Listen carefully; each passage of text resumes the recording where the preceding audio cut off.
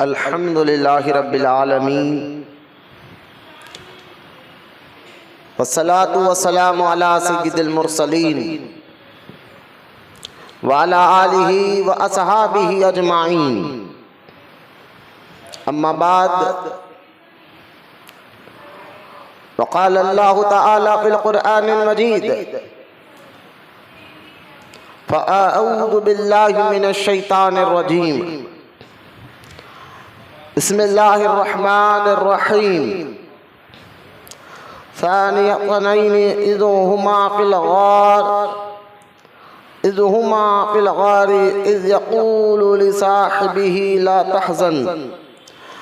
तहज़न इन्नल्लाह मअना। आमन्तु बिल्लाहि सदक़ल्लाहुल अलीयुल अज़ीम। वक़ाल अल्लाहु तआला बिशानि हबीबिहिल करीम इन्नल्लाह व मलाइकतहु युसल्लूना अलन नबी या अय्युहल्लज़ीना आमनू सल्लु अलैहि व सल्लिमू तस्लीमा। अल्लाहुम्मा सल्लि अला सय्यिदिना व मौलाना मुहम्मद मआदिनिल जूदि वल करम व अला आलिहि व बारिक व सल्लिम सलातन व सलामन अलैका या रसूलल्लाह सल्लल्लाहु तआला अलैहि व आलिहि व सहबिहि व सल्लम। अम्मा बाद, हर तारीफ और बड़ाई सिर्फ अल्लाह ताला के लिए है जो सारे जहान का मालिक है, मुख्तार है और जो सारे जहान का पालनहार है। मैं इस बात की गवाही देता हूँ कि अल्लाह ताला के सिवा कोई इबादत के लायक नहीं, वो एक है, उसका कोई साथी और शरीक नहीं। और मैं इस बात की भी गवाही देता हूँ कि आपके और हमारे प्यारे आका और मौला हुजूर पुरनूर रहमत कौनैन हज़रत सैयदना मोहम्मद मुस्तफ़ा अहमद मुश्तबा सल्लल्लाहु ताला अलैहि व आलिहि व सहबिहि व सल्लम अल्लाह ताला के आखिरी रसूल और उसके बरगुज़ीदा बंदे हैं। अल्लाह ताला हुजूर अकरम नूर मुजस्सम रहमत आलम सल्लल्लाहु अलैहि व आलिहि व सहबिहि व सल्लम पर अहले बैत, सहाबा किराम, ताबईन और तबे ताबईन, औलियाए उम्मत पर क़यामत तक बकसरत रहमतें और बरकतें नाज़िल फरमाता रहे। आमीन। मोहब्बत से एक मरतबा दुरूद पाक पढ़े। अल्लाहुम्मा सल्लि अला सय्यिदिना व मौलाना मुहम्मद मआदिनिल जूदि वल करम व अला आलिहि व बारिक व सल्लिम सलातन व सलामन अलैका या रसूलल्लाह सल्लल्लाहु तआला अलैहि व आलिहि व सहबिहि व सल्लम। मौजूद सामईन, अस्सलामु अलैकुम व रहमतुल्लाहि व बरकातुहू।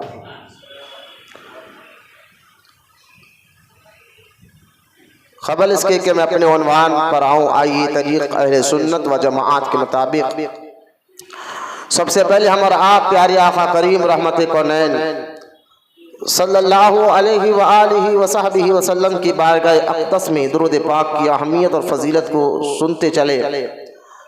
बेशुमार अहादीस मुबारका दुरूद पाक की फजीलत पर कुतुब अहादीस में मौजूद है। जैसा कि हदीस पाक में आता है, अल्लाह के रसूल सरकार मदीना राहते क़ल्ब सीना मुस्तफ़ा जाने रहमत सल्लल्लाहु अलैहि व आलिहि व सहबिहि व सल्लम ने इरशाद फरमाया कि जो मुझ पर दुनिया में कसरत से दुरूद पढ़ता है तो कल क़यामत के रोज़ मेरे वो सबसे ज़्यादा क़रीब रहेगा। लिहाजा दुरूद पाक की अहमियत और उसकी फजीलत, दुरूद जो शख्स पढ़ता है अल्लाह ताला उसको दुनिया में भी कामयाबी अता फरमाता है, क़ब्र में भी कामयाबी अता फरमाता है, आखिरत में भी कामयाबी अता फरमाता है। दुरूद पढ़ने वालों के अल्लाह ताला गुनाहों को माफ़ फरमाता है, दुरूद पढ़ने वालों को अल्लाह ताला नेकी अता फरमाता है, दुरूद पढ़ने वालों के अल्लाह ताला दर्जात को बुलंद फरमाता है। लिहाजा दुरूद पाक के बेशुमार फ़ज़ाइल मौजूद है। मैं अक्सर इसलिए बयान करने से पहले हर जुम्मा कहता हूँ कि दुरूद पाक को अपना वजीफ़ा बना ले। फिर देखिए अल्लाह ताला दुरूद पाक के वास्ते वसीले से तमाम मुश्किलों को भी आसान फरमाता है। कई ऐसे वाक़यात मौजूद है कि जिनको कर्जा हो गया था, उन्होंने दुरूद पाक पढ़ा तो अल्लाह ताला ने एक ज़रिए से उनके कर्जे की अदायगी कर दी। ज़रिया ऐसे मिले कि कर्जा ख़त्म हो गया। एक शख्स के गुनाह ज़्यादा थे, लेकिन दुरूद पाक की कसरत से अल्लाह ताला ने उसके गुनाहों को माफ़ फरमाया, उसकी बख्शिश फरमा दी। लिहाजा दुरूद पाक के बेशुमार फ़ज़ाइल अल्लाह हम तमाम को कहने सुनने से ज़्यादा अमल की तौफीक अता फरमाए। आइए मोहब्बत और अक़ीदत के साथ हम सब के प्यारे आका करीम रहमतुल कौनैन सल्लल्लाहु अलैहि व आलिहि व सहबिहि वसल्लम की बारगाह अक़दस में दुरूद पाक का नजराना पेश करें। सब मिलकर पढ़िए अल्लाहुम्मा सल्ली अला सय्यदना मौलाना मोहम्मद मआदिन जूद वल करम व अला आलिहि व बारिक व सल्लिम सलातन व सलामन अलैका या रसूल अल्लाह सल्लल्लाहु तआला अलैहि व आलिहि व सहबिहि वसल्लम।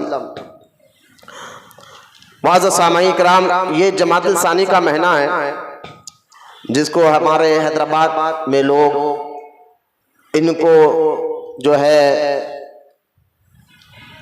हुसैन शाह वली का महीना भी कहते हैं। तो जमातुल सानी के ये मुबारक महीने में हुजूर अकरम सल्लल्लाहु अलैहि वसल्लम के यार गार अल्लाह के रसूल अलैहिस्सलातु वस्सलाम के साथ सारी ज़िंदगी हर वक्त और लम्हा रहने वाले, जिनका नाम है नामी इसमें गिरामी खलीफतुल मुस्लिमीन अमीरुल मोमिनीन हज़रत सैयदना अबू बकर सिद्दीक़ रज़ी अल्लाह ताला अन्हु है।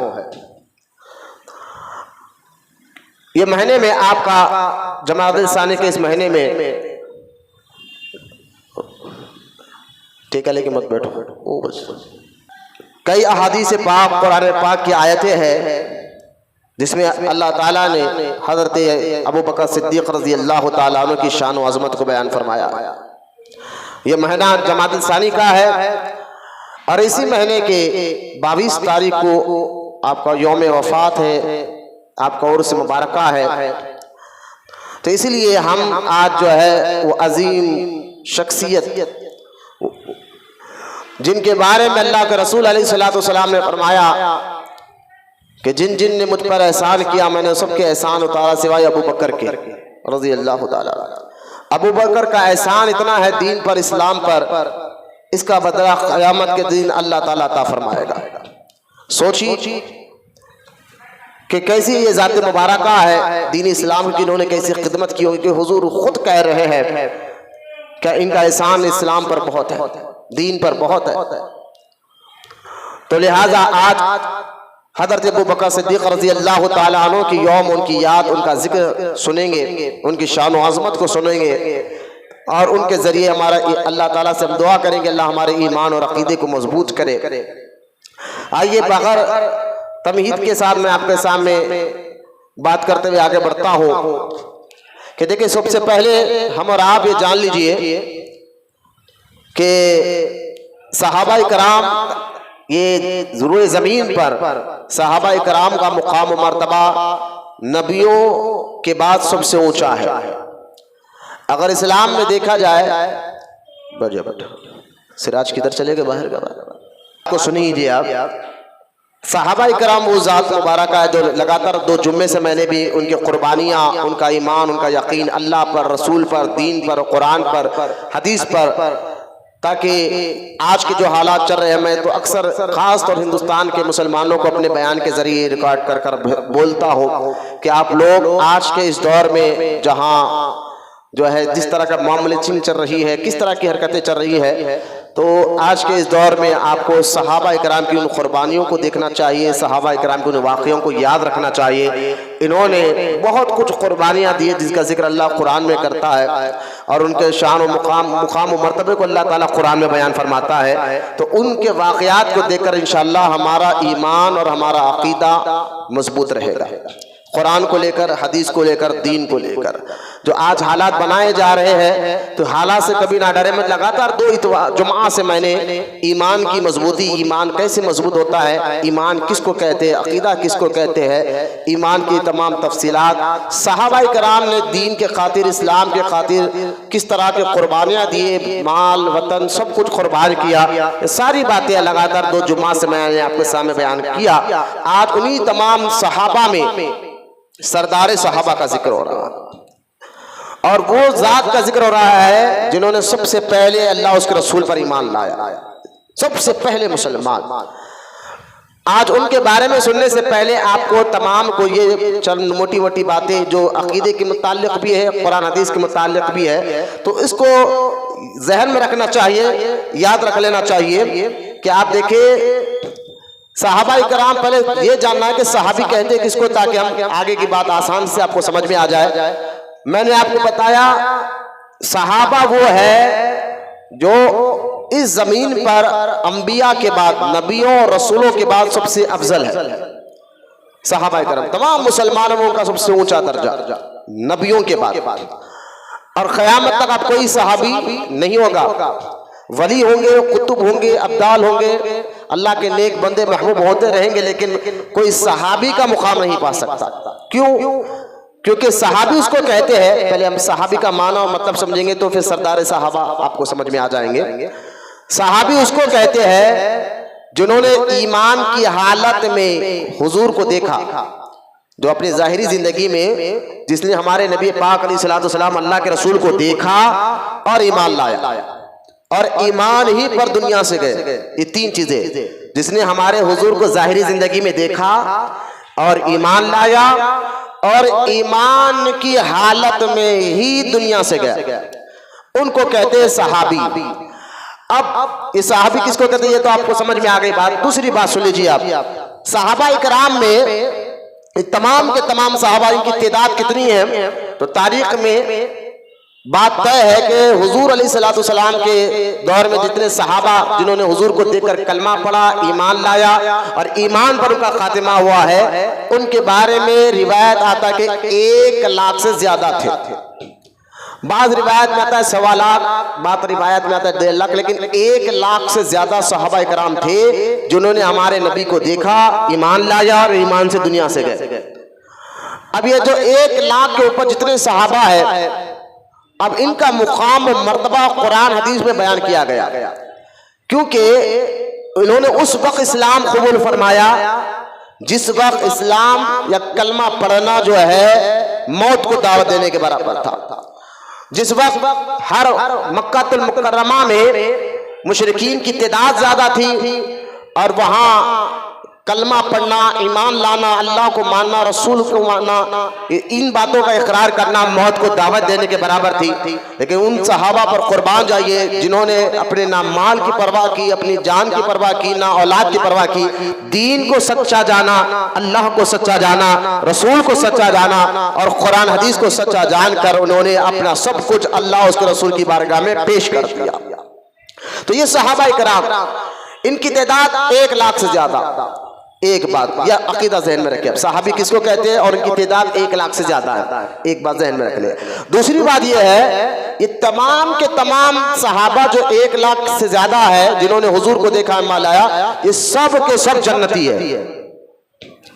इसका जिक्र अल्लाह ने कुरान में कर दिया। अभी मैं वो आयत पढ़कर बताऊंगा जिसमें अल्लाह ताला ने इनका जिक्र कर दिया कुरान में कि तमाम के तमाम जन्नती है, अल्लाह इनसे राजी हो गया। अब ये अकीदा भी अहले सुन्नत व जमात को रखना जरूरी है कि तमाम सहाबा जन्नती है, अल्लाह इनसे राजी हो गया है।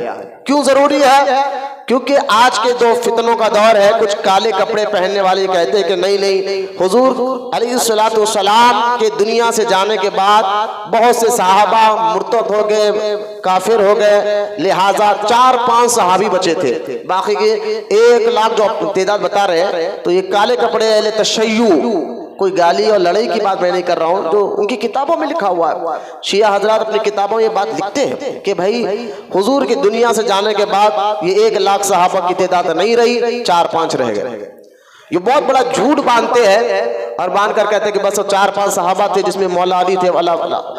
तो खैर इस तरह के बकवास करते हैं, लेकिन मैं भी आपके कुरान के सामने मैंने तो कुरान की 10 आयतें का मुताला किया, लेकिन मैं 5-6 आयतें आपके सामने पढ़ के बताऊंगा कि तमाम के तमाम सहाबा ईमान की हालत में दुनिया से गए और अल्लाह उनसे राजी हो चुका है। तो लिहाजा ये भी आपको अकीदा रखना जरूरी है कि 1 लाख से ज्यादा सहाबा थे। पहले सहाबी किसको कहते हैं वो समझ गए आप, उनकी तादाद 1 लाख से ज्यादा थी, ये भी आप समझ गए, और ये सब के सब जन्नती है, ये भी आप समझ गए। और तीसरा चौथी बात यह है कि तमाम के तमाम सहाबा जो है आदिल है, इंसाफ वाले थे, सच्चे थे, और इन तमाम के तमाम सहाबा इकराम से अल्लाह राजी हो चुका था। तो इनके सच्चा होना, इनका सच्चा होना, इनका आदिल होना इंतहाई जरूरी था, क्योंकि सबसे पहले जब कुरान उतर रहा था हुजूर अलैहिस्सलाम पर, तो कुरान को उतरता हुआ देखने वाले सहाबा थे। जो कुरान को हम यकीन रखते हैं कि अल्लाह का कलाम है, जो कुरान के बारे में हमारा मानना यह है कि कुरान ज़ालिकल किताबु ला रैबा फी, ये वो किताब है जिसमें किसी को शक नहीं। तो ये अल्लाह का कलाम जब हमारे नबी पे उतर रहा था, उस वक्त हम और आप तो थे नहीं, सहाबा थे जिन्होंने हमारे आका सल्लल्लाहु अलैहि वसल्लम पर कुरान को उतरता हुआ देखा, वही को उतरता हुआ देखा, कुरान की आयत को देखा। तो फिर अब मुझे बताइए, अगर कोई चीज आप कबूल करते हैं तो किस लिए कबूल करते हैं कि भाई मैं ये बात इसलिए कबूल कर रहा हूं, मैं जिससे ये बात ले रहा हूं वो आदमी बड़ा सच्चा है। दुनिया भी एक मिसाल मैं समझा रहा हूं, अकली तौर पर भी आप सोचें अपनी अकल से कि कोई बात हम उसी की कबूल करते हैं जिसको हम सच्चा जानते हैं। सच्चों की बात को हम सुनते हैं, मानते हैं, कबूल करते हैं। तो लिहाजा ये दुनिया का भी कायदा है, दुनिया का भी रूल है, झूठा आदमी, बकवास आदमी, बेकार आदमी का कोई बात नहीं मानता, उसकी कोई इज्जत नहीं होती माशरे में, उसका कोई मुकाम नहीं रहता सोसाइटी में, उसका कोई मर्तबा नहीं रहता झूठे का और बेकार आदमी का। उसकी कोई बात को अगर कोई लोग मानते भी है तो डर लेते, डर के मानते हैं, अरे भाई चलो छोड़ो, हाँ बोलो बस, छोड़ो उसको पीछा, क्यों कोई रोडी हो सकता है, कोई पहलवान हो सकता है, कोई लीडर हो सकता है, कोई सूदखोर हो सकता है, तो कोई डराने के मेरी बात मानो, तो हम डर के तो लेकिन दिल से वो बात नहीं मान सकते। लेकिन मैं आपको समझाना चाहता हूं कि कोई भी बात हम लेते किसी से है तो हम उसकी बात को लेते हैं जिसको हम सच्चा समझते हैं, जिसकी हम इज्जत करते हैं, जिससे हम मोहब्बत करते हैं। तो ये दुनिया में भी रूल रखा हुआ है कि हम झूठों की बात को नहीं मानते, हम मक्कार लोगों की बात को नहीं मानते, हम आवारा लोगों की बात को नहीं मानते, हम बेकार लोगों की बात को नहीं मानते। तो ये दुनिया में भी रूल है। तो अब इस बात को सोचिए, तो सबसे सच्ची बात, हम मुसलमान हैं अल्हम्दुलिल्लाह, और हमारा मानना यह है कि अल्लाह एक है, रसूल अलैहिस्सलाम आखिरी नबी है, कुरान सच्चा है, दीन सच्चा है। तो ये सारी बातें जो सच्ची हम मानते हैं, ये ईमान का तकाजा, हमारा ईमान है, हमारा यकीन है। तो अब मुझे बताइए, सच्ची बातें हमारे तक डिलीवर कैसे हुई, हमारे तक ये बातें पहुंची कैसे? आज इस्लाम आकर 1400 साल हो गया है, तो आज मुसलमान कुरान को सच मानता है, रसूल को सच मानता है, दीन को सच मानता है। तो ये सच बातें हम तक पहुंची कैसे? सहाबा के जरिए। अगर सहाबा इकराम में माज़अल्लाह कोई कमी होती, उनके अंदर कोई खराबी होती, तो फिर हम जो बात उनसे ले रहे हैं, तो भाई मुझे बताइए, झूठा अगर कोई बात बोलता है तो उस बात में भी झूठ रहती है। ये बात थोड़ा दुनियावी एतबार से भी आप सोचे, एक आदमी है, झूठा है, मक्कार है, आप जानते, पूरा मोहल्ला जानता है कि ये बहुत झूठ बोलता है, तो उसकी कोई बात पर कोई उसकी बात का एतबार नहीं होता, उसकी कोई बात का यकीन नहीं होता। लिहाजा ये दुनियावी सोच से भी हम गौर करें तो पता चलता है कि झूठे की बात का कोई एतबार नहीं होता। लेकिन सहाबा इकराम आदिल है, सच्चे हैं, उनके जरिए से अल्लाह ताला ने कुरान को आगे मुसलमानों तक पहुंचाया है, आने वाले मुसलमानों तक पहुंचाया है। तो मानना पड़ेगा कि तमाम के तमाम सहाबा आदिल है, सच्चे हैं, और अल्लाह ताला उनसे राजी हो चुका है, क्योंकि उनके जरिए से जो बात डिलीवर हुई है, सहाबा के जरिए से हम तक जो बात आगे तक पहुंची है, वो कौन सी बात थी? वो कुरान पहुंचा है, वो हदीस पहुंचा है, वो दीन पहुंचा हम तक। तो अगर सहाबा इकराम माज़ल्ला सुम्मा माज़ल्ला, जैसा कि काले कपड़े वाले कहते कि फला सहाबी ये थे, फला सहाबी ये थे, तो उनके अंदर ऐब निकालोगे तो फिर माज़ल्ला कुरान में भी क्या कहोगे, हदीस में भी क्या कहोगे, क्योंकि जो बातें हम तक पहुंची है वो सहाबा के जरिए पहुंची है। इसलिए अहले सुन्नत व जमात का ये अकीदा है कि तमाम के तमाम सहाबा से अल्लाह राजी हो गया है, एक, और वो तमाम के तमाम सहाबा जन्नती है, दो, और तमाम के तमाम सहाबा आदिल थे, सच्चे थे, दीन और कुरान के लिए सच्चे थे, इन्होंने आगे बात पहुंचाई है। अब आइए, ये अगर कोई कहे कि भाई खाली बोलने से क्या होता, कोई आपको बोले चलो बोलने से क्या होता है, हम नहीं मानते। अगर कोई कहे कि भाई हम नहीं मानते कि फला तमाम के सहाबा हुजूर के सच्चे थे, फला थे, अला थे, मैंने कहा ठीक है, अब मत मानो, लेकिन उसको तो मानो जिसको सारे मुसलमान मानते हैं, उसकी बात को तो मानो जिसको सारे मुसलमान इज्जत करते हैं, उसकी बात को तो मानो जिसको सारे मुसलमान जिससे मोहब्बत करते हैं, जिसका अदब करते हैं, जिसकी इज्जत करते हैं, जिसके कहने को सारे मुसलमान मानते हैं। आप कहेंगे मौलाना वो कौन है? वो कुरान है, वो अल्लाह का कलाम है, वो कुरान पाक है। आइए कुरान से पूछते हैं, ए कुरान, तेरे बारे में तो अल्लाह ताला ने फरमाया ज़ालिकल किताबु ला रैब फीह, इसमें कोई शक की बात भी नहीं है, और ये कुरान हिदायत वाली किताब है, अल्लाह का कलाम है। जैसा अल्लाह ताला हर ऐब से पाक है, जैसा अल्लाह ताला हर ऐब से पाक है, अल्लाह का कलाम में भी हर ऐब से पाक है। कुरान अल्लाह का कलाम है, ये कोई बंदे का नहीं है। कोई बंदा अगर कोई किताब लिखता है तो आगे चलकर उसमें कोई खराबी पैदा हो सकती है, उसमें मिलावट हो सकती है, उसमें खराबी आ सकती है, क्योंकि बंदा अगर कोई किताब लिखे, कोई बात लिखे, तो आने वाले दिनों में वो रूल खत्म हो जाता है। वो पहले का कानून और था, आपका कानून और है। जैसा दुनिया आगे बढ़ते रहती है तो तरक्की होती रहती है, ऐसा कानून बदलते रहते हैं। तो अगर बंदा कोई कानून लिखता है, हो सकता है आगे चलकर वो कानून खत्म हो जाए, 10 साल बाद, 20 साल बाद, 50 साल बाद वो कानून बदल जाए, लेकिन ये बंदों के कानून बदलते हैं। लेकिन जो बात अल्लाह ताला ने कह दिया कुरान में, वो बात क़यामत तक ऐसे ही रहेगी। ये बात रखें हम। तो आइए कुरान से पूछते कि सहाबा का मुकाम क्या है। तो मैं 5-6 आयतों में से पहले आप सहाबी को समझेंगे तो सरदार सहाबा आपको समझ में आ जाएंगे। तो लिहाजा मैं पहले आपको सहाबा का मुकाम मर्तबा कुरान से बता रहा हूं। पहली आयत सूरह फतह की है, सूरह फतह आयत नंबर 29। अल्लाह ताला इरशाद फरमाता है, मुहम्मदुर रसूलुल्लाह वल्लज़ीना माअहु अशिद्दाउ अलल कुफ्फारि रुहमाउ बैनहुम तराहुम रुक्अन सुज्जदन यब्तगूना फज़लन मिनल्लाहि व रिज़वाना। अब यहां मैं रोक रहा हूं, आयत बहुत बड़ी है, इसका तर्जुमा आप सुने। सहाबा के मुकाम मर्तबा, इधर तवज्जो दे, मेरी तरफ बातों पर गौर करें, नींद आ रही, सुस्ती आ रही तो बाहर चले जाए।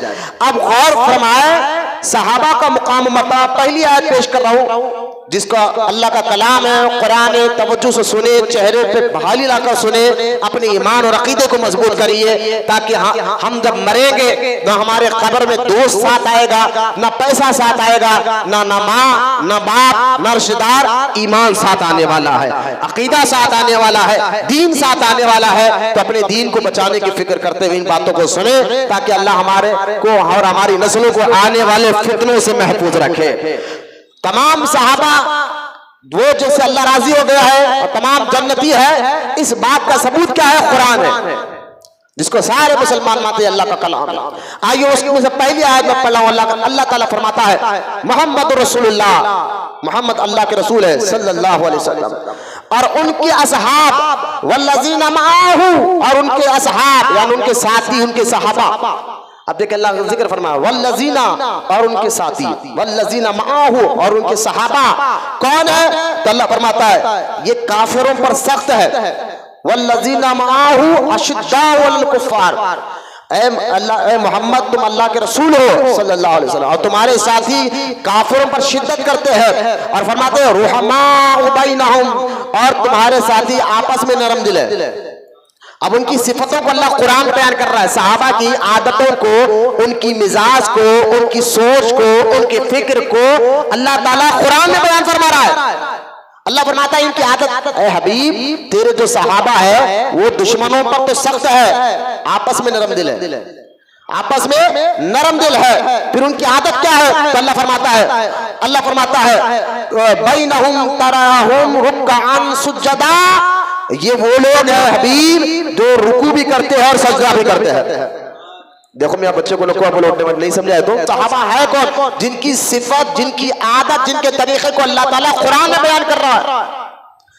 अल्लाह फरमाता है कि ऐ हबीब आपके साथ वाले काफिरों पर सख्त है और आपस में नरम दिल है, और ये रुकू करने वाले हैं, ये सजदा करने वाले हैं। फिर आगे फरमाता है अल्लाह ताला कि हाँ वो अल्लाह का और ये चाहते क्या है? रुकू करके, सजदा करके, तेरी खिदमत करके, दीन की खिदमत कर कर, दीन पर माल खर्च कर कर, ये चाहते क्या है? तो अल्लाह फरमाता है फज़्लुम मिनल्लाह, ये अल्लाह का फजल चाहते हैं।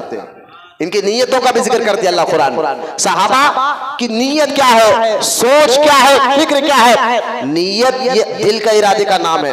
दिल हम क्या सोच रहे मैं क्या बता सकता हूँ, हमारे दिल में क्या है मैं नहीं बता सकता, मेरे दिल में क्या है आप नहीं बता सकते, क्योंकि दिल का इरादा ये गैब की बात है, दिल की सोच ये गैब की बात है। लेकिन अल्लाह गैबों की खबर देने वाला है, गैब की बात अल्लाह बताता है और अल्लाह के बताने से उसका रसूल बताता है।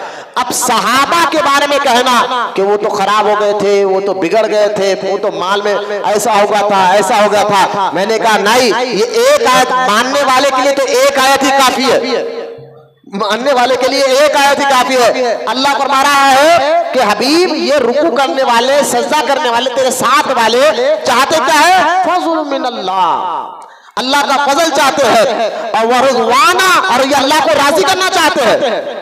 अब बोलो मोहब्बत से सुभान अल्लाह, और अल्लाह को राजी कहना चाहते हैं।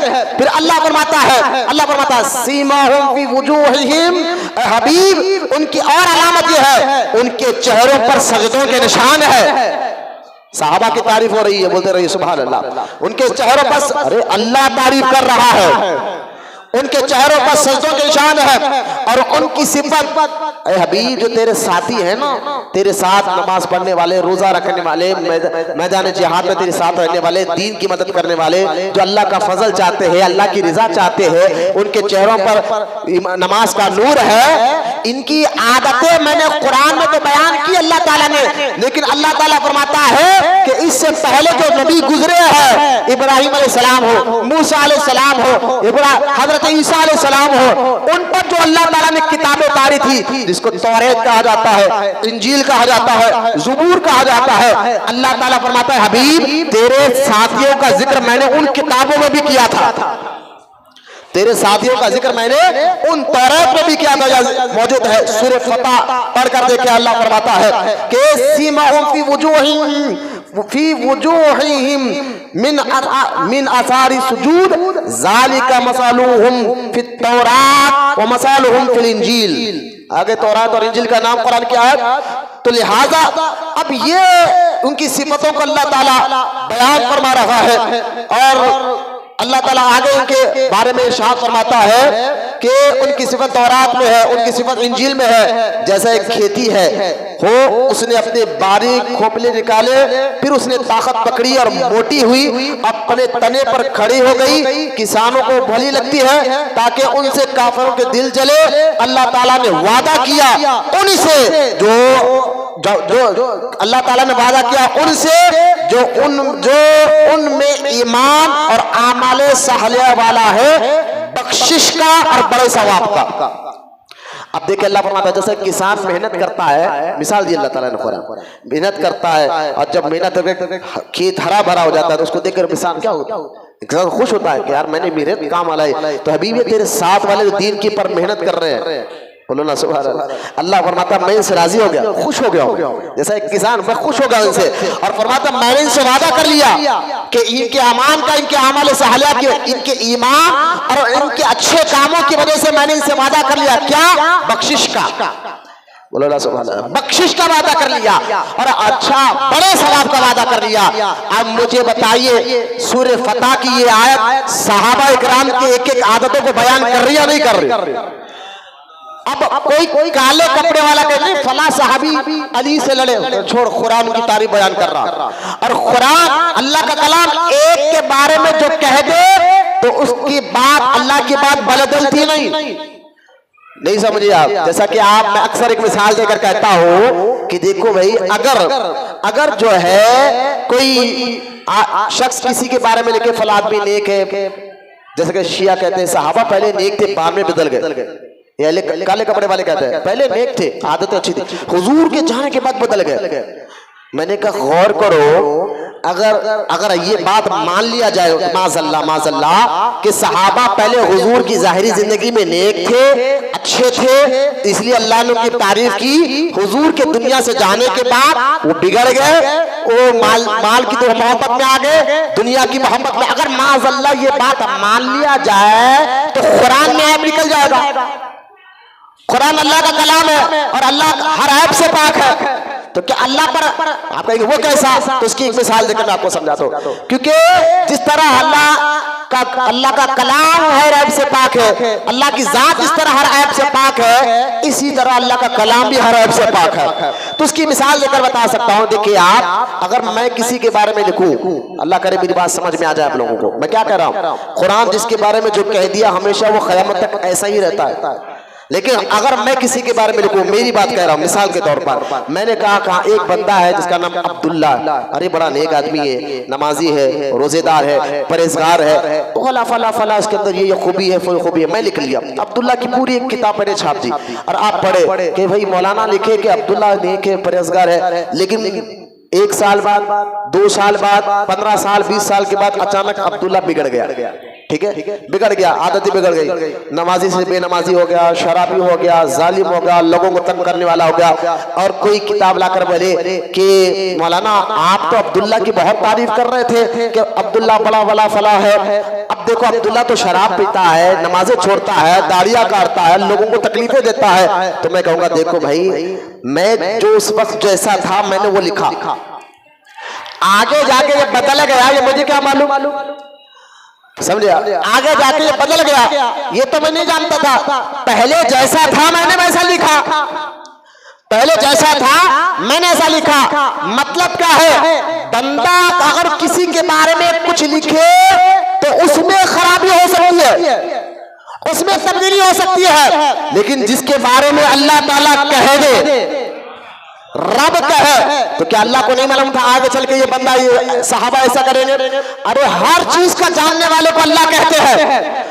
कुरान में लक़द आलिमुल ग़ैबि व शहादा, अल्लाह की जात क्या है? गैब की खबर रखने वाली, हर चीज का जानने वाला। तो सहाबा की शान आगे चलकर, सहाबा बिगड़ेंगे या अच्छे रहेंगे ये हमसे बेहतर अल्लाह जानता था ना अल्लाह ताला। वो तो जब अल्लाह हर चीज का देख कर तो एक बार फैसला कर दे कि मैं इनसे राजी हो गया हूं, मैं इनसे राजी हो गया हो, तो मुल्ला तुम्हारी हमारी किताबों में गड़बड़ी हो सकती है, अल्लाह के कलाम में कोई खराबी नहीं आ सकती। अल्लाह ताला जिससे कह दे रज़ियल्लाहु अन्हुम, मैं राजी हो गया हो, समझ जाओ तो तमाम सहाबा से अल्लाह राजी हो चुका है और जन्नत का वादा कर चुका है, क्योंकि अल्लाह हर ऐब से पाक है। क्योंकि अल्लाह जो कह दे वो आगे का देख कर कहता है। आगे का हम और अब नहीं देख सकते, कल क्या होगा, परसों क्या होगा, 10 साल बाद क्या होगा, ये बंदा नहीं देख सकता, अल्लाह तो देख सकता है, जानता है, मान। तो लिहाजा अब देखिए ये इतराज भी चलेगा।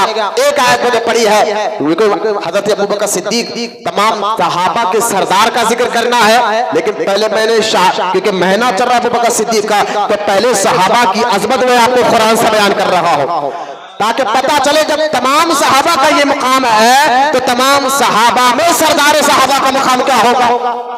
अब तमाम सहाबा, अब एक आयत, दूसरी आयत सुन लीजिए आप। ईमान अल्लाह हमारे ईमान को मजबूत करे, हमारे अकीदे को मजबूत करे, बिल्कुल थके मत। अब आइए दूसरी आयत सुने, आयत सूरह अनफाल आयत नंबर 74। अल्लाह फरमाता है वल्लज़ीना आमनू व हाजरू व जाहदू फी सबीलिल्लाहि वल्लज़ीना आवाउ नसरू उलाइका हुमुल मुमिनून हक़्क़न लहुम मग़फ़िरतुन व रिज़्क़ुन करीम। सदक़ल्लाहुल अज़ीम। अब देखिए अल्लाह फरमाता है, अब ये देखिए अल्लाह फरमाता है, और वो जो ईमान लाए, सहाबा का जिक्र है, और वो जो ईमान लाए और इन्होंने हिजरत की अल्लाह की राह में। बोलो ना मोहब्बत से सुभान अल्लाह। अब देखे जो ईमान लाए और अल्लाह की राह में हिजरत की। हिजरत किसने की? अपना वतन कौन छोड़ा? अपना घर किसने छोड़ा? अल्लाह के लिए, दीन के लिए, कुरान के लिए। सहाबा। मक्कातुल मुकर्रमा में जब अमीर अरब पे नबी 13 साल ऐलान नबूवत के बाद 13 साल रहे और वहां पर मुशरिकीन सहाबा को बहुत तंग करने लगे, मारने लगे, पीटने लगे, जिनकी मिसाल में लगातार 2 जुम्मे से बयान में दे चुका हो। लिहाजा अब अल्लाह का हुक्म हो गया कि आप अपना मक्का छोड़ दो। गौर करें, जिस मुल्क में पैदा हुए, बड़े हुए, जहां कमाया है, लेकिन वो सहाबा इकराम ने देखा अल्लाह का हुक्म हो रहा है कि वो वतन छोड़ना, उन्होंने वतन छोड़ दिया। मक्का हिजरत की क्यों? दीन के लिए, ईमान बचाने के लिए, अल्लाह को राजी करने के लिए। तो अब अल्लाह ताला उनकी तारीफ कर रहा है कुरान में। अल्लाह फरमाता है और वो लोग जो ईमान लाए और इन्होंने हिजरत की। हिजरत कहते हैं छोड़ के चल, हिजरत की अल्लाह की राह में, फिर हिजरत भी की अल्लाह की राह में, जिहाद भी किया, दीन के दुश्मनों से जिहाद भी किया, जिहाद भी किया। और फिर अल्लाह फरमाता है और जिन्होंने उनके रहने के लिए जगह दी और उनकी मदद की। जब मक्का छोड़कर सहाबा इकराम अल्लाह उसके रसूल के हुक्म से जब मक्का छोड़ने का हुक्म हो गया कि मक्का छोड़ो, मदीना मुन्नवरा चले जाओ, तो मदीना मुन्नवरा के जो मुसलमान सहाबा थे, इन्होंने देखा कि हमारे भाई वतन छोड़कर आए हैं, मकान छोड़कर आए हैं, सब कुछ छोड़कर आए हैं, एक जोड़े कपड़े पे सब कुछ छोड़कर आए। कहां पर? जहां मदीना मुनव्वरा, जहां उनका कोई जान पहचान का नहीं है, लेकिन वहां अहले ईमान सहाबा थे मदीने के। तो उन सहाबा ने क्या किया? मदीने मुनव्वरा के सहाबा ने अपने मक्के से आने वाले तमाम सहाबा को अपनी प्रॉपर्टी में से हिस्सा दिया। बोले सुभान अल्लाह, बोले मोहब्बत से सुभान अल्लाह। उन अपनी प्रॉपर्टी से में हिस्सा दिया, अपने घर में से हिस्सा दिया, और अपने जिन सहाबी के बीवियां 4 थे उनको तलाक देकर एक बीवी को उनके निकाह में दिया। इस तरह उनकी मदद की। अब अल्लाह ताला इनकी आदतों को कुरान में बयान फरमा रहा है। तो इसलिए जो मक्का छोड़कर मदीना है उन सहाबा को मुहाजिर कहते हैं। क्या कहते हैं? मुहाजिर सहाबा। और जो मदीने में सहाबा थे उनको अंसार कहते हैं। ये दोनों नाम याद रखे। अब देखे कुरान कहता है वल्लज़ीना आमनू व हाजरू व जाहदू फी सबीलिल्लाह, जिन्होंने अल्लाह की राह में हिजरत की और अल्लाह की राह में जिहाद किया, और जो है जिन्होंने उनको रहने की जगह दी, यानी उनकी मदद की। किसने मदद की? मदीने के रहने वाले सहाबा ने, मक्के के रहने वाले सहाबा की मदद की, रहने के लिए जगह दिया, सब कुछ दिया। तो अब फरमा इन दोनों का जिक्र आ गया, मक्के के सहाबा, मदीने के सहाबा, दोनों का भी जिक्र आ गया। मक्के के सहाबा को मुहाजिर कहते हैं, मदीने के सहाबा को अंसार कहते हैं। इन दोनों का जिक्र कर कर अल्लाह फरमाता है उलाइका हुमुल मुमिनून हक्का, और जिन्होंने उनकी मदद की ये सब के सब ईमान वाले हैं। काला कपड़े वाला तो मर जाएगा ये तकरीर देखकर, कहेगा यार हम तो पूरे बच्चों को फटका रहे थे कि फला साहबी ने ऐसा किया, अली के साथ ऐसा किया, फला किया, अला किया। तुमने कुरान की आयत पढ़कर पूरे बच्चों के मैंड को फालिश कर दिया, उनके दिलों में सहाबा अहले बैत की मोहब्बत को भर दिया। यकीनन अहले सुन्नत व जमात के उलमा को अल्लाह ताला सलामत रखे, उनके जरिए से आपको सच बात पहुंचते रहेगी। फितनों का और ये लोगों का टेंशन मत ले, सरकार ने फरमाया फितने आते रहेंगे, एक जो सबसे बड़ी जमात होगी उसके पास रही है। फितनों को मत देखे, बड़ी जमात पूरी दुनिया में अहले सुन्नत व जमात है। अब देख अल्लाह फरमाता है जो मक्का से छोड़कर मदीना आए और जो मदीने में रहकर उनकी मदद की, अल्लाह फरमाता है उलाइका हुमुल मुमिनून हक्का, ये सब के सब ईमान वाले हैं, सबके सब ईमान वाले हैं। और फिर अल्लाह फरमाता है लहुम मग़फ़िरतुन व रिज़्क़ुन करीम, अल्लाह ताला ने इन सब की बख्शिश फरमा दी है और अच्छे रिस्क। क्योंकि मकान छोड़ा ना, अल्लाह ने कहा मेरे लिए तुमने मकान छोड़ा, वतन छोड़ा, कारोबार छोड़ा। अल्लाह फरमाता है अब 2 चीजें, एक मैं खुद कहूंगा तुम ईमान वाले हो, और दूसरा तुम्हारी बख्शिश तो मैं जरूर करूंगा, और तीसरा रही रिस्क की कमी वो भी मैं मुकम्मल करूंगा। हाय हाय बोलो मोहब्बत से सुभान अल्लाह। और इज्जत वाली रोजी दूंगा, इज्जत वाली रोजी दूंगा। अगर एक आयत में मैं घंटों तकरीर करके बता सकता हूं, जब सहाबा ने अल्लाह की राह में सब कुछ कुर्बान किया, फिर अल्लाह ताला ने उनको कैसी इज्जतों से नवाजा था। अब ये दो आयत मुबारक आपने सुन ली। तीसरी आयत सुनिए सहाबा की शान में। अब देखिए यहाँ अल्लाह ने कह दिया ना, उलाइका हुमुल मुमिनून हक्का, ये मक्के वाले मदीने दोनों सबके सब मोमिन है, ईमान वाले हैं। आपके हमारे ईमान की कोई गवाही दे रहा, सहाबा के ईमान की गवाही अल्लाह दे रहा है। उनके बारे में गलत बातें कहना, उनके बारे में गलत कहना कुरान पे उंगली उठाने के बराबर है। अब तवज्जो फरमाए, ये दो आयत है, लेकिन आप आयत तीसरी आयत देखिए। आप अल्लाह के रसूल अलैहिस्सलाम जो है जब मक्का छोड़कर मदीना मुनव्वरा आए और कई साल गुजर गया, तो सरकार ने ख्वाब में देखा कि उम्रे करने जा रहा हूं। अपने सहाबा को सरकार ने बयान किया कि मैं ख्वाब में देखा कि मैं उम्रा कर रहा हूँ। सहाबा ने कहा हुजूर चलिए। तो अब सहाबा 1400 या 1500 सहाबा हुजूर के साथ मदीना में, अभी मक्का फतह नहीं हुआ था, लिहाजा मक्का मदीने मुनव्वरा से मक्का आए और मक्के से 50 या 60 किलोमीटर दूर एक मैदान था, उस मैदान को हुदैबिया का मैदान कहते हैं। वहां ठहर कर हुजूर सल्लल्लाहु अलैहि वसल्लम ने मक्के वालों को कहा कि हम उम्रा करने आते हैं, अल्लाह का घर है, काबे का तवाफ करेंगे, सफा मरवा पर सही करेंगे, कुर्बानी देंगे, चले जाएंगे, हम उम्रे के लिए आए, हमें उम्रा करने की इजाजत दी जाए।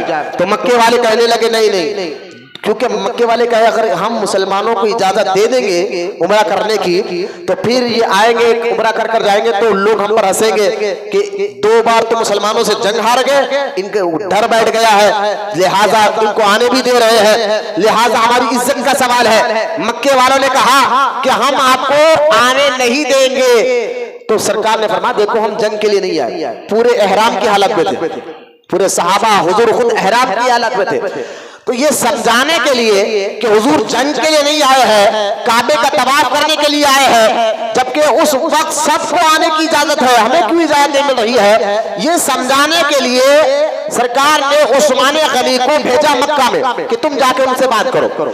हजरत उस्मान गनी रजी अल्लाह ताला अन्हु मक्का में गए और उनको समझाया कि देखो हुजूर जो है उम्रे के लिए आए हैं, तवाफ करेंगे, हथियार साथ नहीं है, तलवार साथ नहीं है, कोई झगड़ के नहीं आए, अगर जंग के लिए आते तो हथियार लेकर आते, जंग के लिए आते तो फला चीज लेकर आते, देखो वो तो एहराम की हालत में है। लेकिन मक्के वालों ने कहा उस्मान ये साल तो हम आपके नबी को और आपके साथियों को हज करने नहीं देंगे, उम्रा करने नहीं देंगे, आप आ गए हैं, काबा सामने है, आए से तो आप तवाफ कर लीजिए। उस्मान गनी ने फरमाया मैं रसूलुल्लाह के बगैर काबे का तवाफ भी नहीं करूंगा।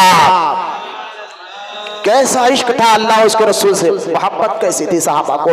खैर यहाँ बहुत एक तफसील बात है, इधर मक्के में उस्मान गनी समझा रहे लोगों को, और जहां मैदान में सहाबा हुजूर के साथ खड़े हुए हैं, 1400 सहाबा के साथ खड़े हुए हैं, वहां पर एक अफवाह फैल गई, एक बात फैल गई। क्या बात फैल गई कि ये बात दुश्मनों ने फैला दिया कि उस्मान गनी को कत्ल कर दिया गया। अगर उस्मान गनी बात कर रहे थे, उस्मान गनी को कत्ल कर दिया गया है। जब ये बात फैल गई मैदान में, तो अल्लाह के रसूल अलैहिस्सलाम एक जो है झाड़ के नीचे बैठ गए और तमाम 1400 सहाबा को बुलाया और कहा कि तुम लोग मेरे हाथ पे हाथ देकर बैठ करो। बोला मोहब्बत से सुभान अल्लाह। अब देखे 1400 सहाबा ज़हन में रखे, हुजूर कह रहे हैं मेरे हाथ पे हाथ देकर बैठ करो कि अब तुम हर हाल में अल्लाह उसके रसूल की इताअत करोगे, हर हाल में अल्लाह उसके रसूल का हुक्म मानोगे। कि तुम्हारे पास हथियार नहीं है, तुम कहेंगे आका हम तो हथियार पूरा वहां छोड़ गए, दुश्मन निहत्ते कैसे लड़ेंगे। लेकिन सहाबा ने ऐसा नहीं कहा, बोलो ना सुभान अल्लाह। सहाबा ने ऐसा नहीं कहा, हुजूर के हाथ में हाथ देकर बैठ की आका हर हाल में अल्लाह और उसके रसूल का हुक्म मानेंगे, इताअत करेंगे, जो अल्लाह उसका रसूल हुक्म दे रहा है उसी को मानेंगे। इस बात पर 1400 सहाबा ने हुजूर के हाथ में हाथ देकर बैठ की। बोले मोहब्बत से सुभान अल्लाह। हुजूर के हाथ में हाथ देकर बैठ की। अब गौर करे इस बात का जिक्र अल्लाह कुरान में कर रहा है।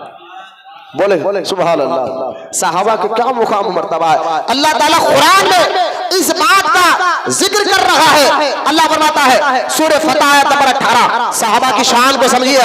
अल्लाह फरमाता है लक़द रज़ियल्लाहु अनिल मुमिनीना इज़ युबायिऊनका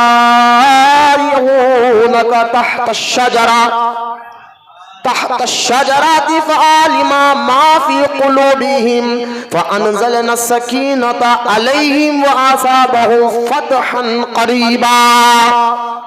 अल्लाह फरमाता है हबीब लक़द रज़ियल्लाहु अनिल मुमिनीन, अल्लाह फरमाता है हबीब जो झाड़ के नीचे हाथ में हाथ देकर जो मुसलमान तुझसे बैत कर रहे हैं, अल्लाह इनसे राजी हो चुका है।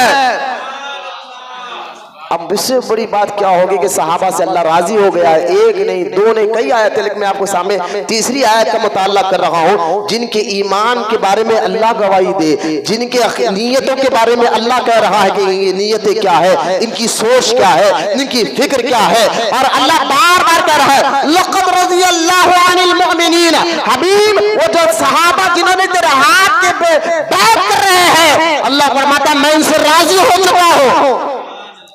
और अल्लाह जिनसे एक बार कह दे मैं राजी हो गया, फिर उससे कभी नाराज नहीं होता। ये अल्लाह की शान है ही नहीं कि जिससे एक बार राजी हो जाए बाद में नाराज हो जाए। तो लिहाजा अब देखे अल्लाह फरमाता है हबीब तेरे हाथ के बात शिया जब काले कपड़े वालों की आयत पढ़ो कुरान की तो कहते नहीं बाद में बिगड़ गए। वो जो झाड़ के नीचे हुजूर के हाथ में हाथ देकर बैत कर रहे थे ना, वो डर कर करे, उनके दिलों में उतना यकीन नहीं था। अभी उनके दिलों में अल्लाह रसूल से उतना अदब नहीं था, दीन से अदब नहीं था। उनमें से चंद लोग थे, चंद लोग थे जिन्होंने दिल से बैत की, दिल से बैत की। यह आयत गलत। आप देखे अल्लाह सहाबा पर ये तमर्रा कर देते हैं, कहते नहीं चंद लोग ने दिल से बैत की लेकिन सबने नहीं की है। लेकिन कुरान क्या कहता है, सुभान अल्लाह, है कुरान क्या कहता है सहाबा के बारे में? कुरान कहता है तुम मेरे सहाबा की नीयतों के बारे में कहते हो, आओ अल्लाह से पूछो अल्लाह जो झाड़ के नीचे हुजूर के हाथ में हाथ देकर बैठ कर रहे थे, तू बता मेरे मौला दिलों का हाल तो तू जानता है, गैब की खबरें तो तुझे मालूम है, तू बता मेरे मालिक जो झाड़ के नीचे हुजूर के हाथ में हाथ देकर बैठ कर रहे थे, क्या उनमें से चंद लोगों की नीयतें अच्छी थी या सबकी नीयतें अच्छी थी? तो अल्लाह ताला कुरान में जवाब देते हुए फरमाता है सुनो इज़ युबायिऊनका तहत अश-शजरा, हबीब जिनसे मैं राजी हो गया हूँ तो झाड़ के नीचे बैठकर तेरे हाथ में हाथ देकर बैठ कर रहे थे। अब देखिए अल्लाह फरमाता है फ़अलिमा, अल्लाह जानता है। एक एक आयत रुक कर बता रहा ताकि आप समझे भी और मजा भी ले, ईमान और अकीदे को भी मजबूत करें। एक एक आयत रुक कर अल्लाह फरमाता फ़अलिमा, मैं जानता हूँ। क्या जानता हूँ मेरे वाला? फ़अलिमा मा फ़ी क़ुलूबिहिम, हाय सुभान अल्लाह, मा फ़ी क़ुलूबिहिम, हबीब मैं जानता हूँ इनके दिलों में क्या है। मौला मोहब्बत से सुभान अल्लाह, मा फ़ी क़ुलूबिहिम, मैं जानता हूँ इनकी नीयत क्या है, इनके दिल में क्या है। कि अल्लाह फरमाता है ये इनकी नीयत अच्छी है, इसलिए अल्लाह फरमाए फ़अनज़लना सकीनता अलैहिम, हमने इन पर सकीना नाज़िल फरमा दिया है। मैंने कहा जिनकी नीयत अच्छी है इसकी गवाही हम और आप नहीं दे सकते, क्या नीयत है क्या नहीं मालूम है, नीयत दिल के इरादे का नाम है। लेकिन सहाबा की नीयत वो है जिनकी गवाही अल्लाह ताला कुरान में दे रहा है, जिनकी गवाही अल्लाह कुरान में दे रहा है। अब देखे जब ये आयत पढ़कर हम सुनाते हैं कि देखो तमाम सहाबा वो जो सच्चे हैं, तमाम सहाबा वो जिनकी नीयत अच्छी थी, तमाम सहाबा वो जिनसे अल्लाह राजी हो गया है, तमाम सहाबा वो जिनके जरिए से कुरान आगे बढ़ा है, हदीस आगे बढ़ा है। तो बाद में मुतखिदा कहते हैं एक काम करो, वो मक्का मदीने के सहाबा तो ठीक थे लेकिन जब मक्का फतह हुआ ना, मक्का बोले हाँ उस वक्त जो ईमान लाए ना वो लोग खलीस हो गए, क्योंकि मक्का फतह होने के बाद कौन ईमान लाया? बहुत से सहाबा ईमान लाए मक्का फतह होने के बाद। अभी मक्का फतह नहीं होने से पहले, मक्का फतह होने के बाद, जिसमें हजरत अमीर माविया रज़ी अल्लाह ताला अन्हु भी है। और ये काले कपड़े वाले उनको तो आज कुछ उनको से चिढ़ते ही चिढ़ते हैं, और कुछ अपने आप को सुन्नी कहने वाले भी उनसे चिढ़ते हैं। नहीं, मक्का फतह होने के बाद जो मुसलमान ईमान लाए ना सहाबा, हम उनकी बात कर रहे हैं। मैंने कहा अच्छा और कुरान से पूछो, अरे जब कुरान कयामत तक के लिए हमारी हिदायत है तो हम किसी मुल्ला की बात क्यों सुने जो बदअकीदगी की बात कर रहा हो, बदमजहब की बात कर रहा हो, चलिए कुरान से पूछते हैं, अल्लाह तू बता कि जो मक्का फतह होने के बाद ईमान लाए उनके बारे में तू क्या कहता है। तो कुरान आइए सूरह हदीद, अब आखिरी आयत सुना रहा हूं, उसके बाद में सरदार साहबा की जिंदगी में लेकर आखिरी आयत सुन लीजिए। सूरह हदीद अल्लाह फरमाता है, क्या फरमा रहा है? सूरह हदीद आयत नंबर 10 अल्लाह फरमाता है, ला यस्तवी मिनकुम मन अनफका मिन क़ब्ल अल-फतह, मिन क़ब्ल अल-फतह, बोलो सुभान अल्लाह, मिन क़ब्ल अल-फतह वक़ातल उलाइका अअज़मु दरजा, उलाइका अअज़मु दरजातन मिनल्लज़ीना अनफ़क़ू मिन बाद वक़तलू, मिन बाद वक़तलू। ये बात अगर समझ में आ गई ना, दोनों जुमले अगर आ रहे, मिन बाद वक़तलू, बाद मिन बाद वक़तलू, मिन बाद वक़तलू वकुल्लु वअदल्लाहुल हुस्ना, वकुल्लु वअदल्लाहुल हुस्ना वल्लाहु बिमा तअमलूना खबीर। हाय चेहरे चमकाइए, अल्लाह का कलाम पढ़ाओ। आज हमारा हाल है ना, म्यूजिक सुन सुनकर दिल मुर्दा हो गया, गानों म्यूजिक धलम धुलम बाजे वगैरह सुनकर दिल मुर्दा हो गया। पहले सलमान जब अल्लाह का कलाम सुनता था ना, उनको वजता आता, कैफियत कर जाती थी, यार ये रब का कलाम है, अल्लाह का कलाम है। हज़रत अबू बकर सिद्दीक जब अल्लाह का कलाम कुरान पढ़ते थे तो मक्के की औरतें छुप छुप कर सुनते थे और चिल्ला चिल्ला कर रोया करते थे, यार ये कलाम में ऐसा क्या असर है जो हमारे खींचा भी जाता है, हमारी तरफ, हमको अपनी तरफ खींचता भी है, उसकी वजह से हमारे दिल में नरमी भी आती है। और कई बच्चे और औरतों ने इसलिए इस्लाम कबूल किया कि उन्होंने अबू बकर सिद्दीक को कुरान पढ़ते हुए सुना था। कुरान में बड़ा असर है, अल्लाह का कलाम कुरान की आयत अगर थोड़ा दिल साफ हो ना, ये बात समझ में आती है। ये दिल जब साफ नहीं है तो बात अजीब अजीब निकलती है। लिहाजा अब आप देखिए, अब ये आयत मुबारक पर खास तौर पर आप तवज्जो फरमाइए कि देखिए अल्लाह फरमाता है, ला यस्तवी, रुकू कर कहता हूं, ला यस्तवी हबीब, ए हबीब तुम में से जो कोई उनके बराबर नहीं। अभी उनसे कहो, सहाबा में दर्जे, सहाबा में भी क्या है, जो शुरू में इस्लाम कबूल करे और जो बाद में इस्लाम कबूल करे तो उनका दर्जा ज्यादा बड़ा जो शुरू में कबूल करे।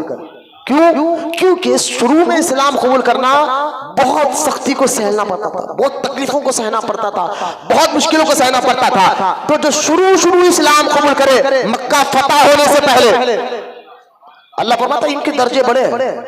मक्का फतह होने से पहले जिन्होंने इस्लाम कबूल किया, क्योंकि मक्का फतह होने के बाद तो मुशरिकों की ताकत खत्म, दुश्मनों की ताकत खत्म, उस वक्त जो कलमा पर लगा है उनका भी रुतबा है, लेकिन उनके बराबर नहीं है जो मक्का फतह होने से पहले इस्लाम कबूल करा।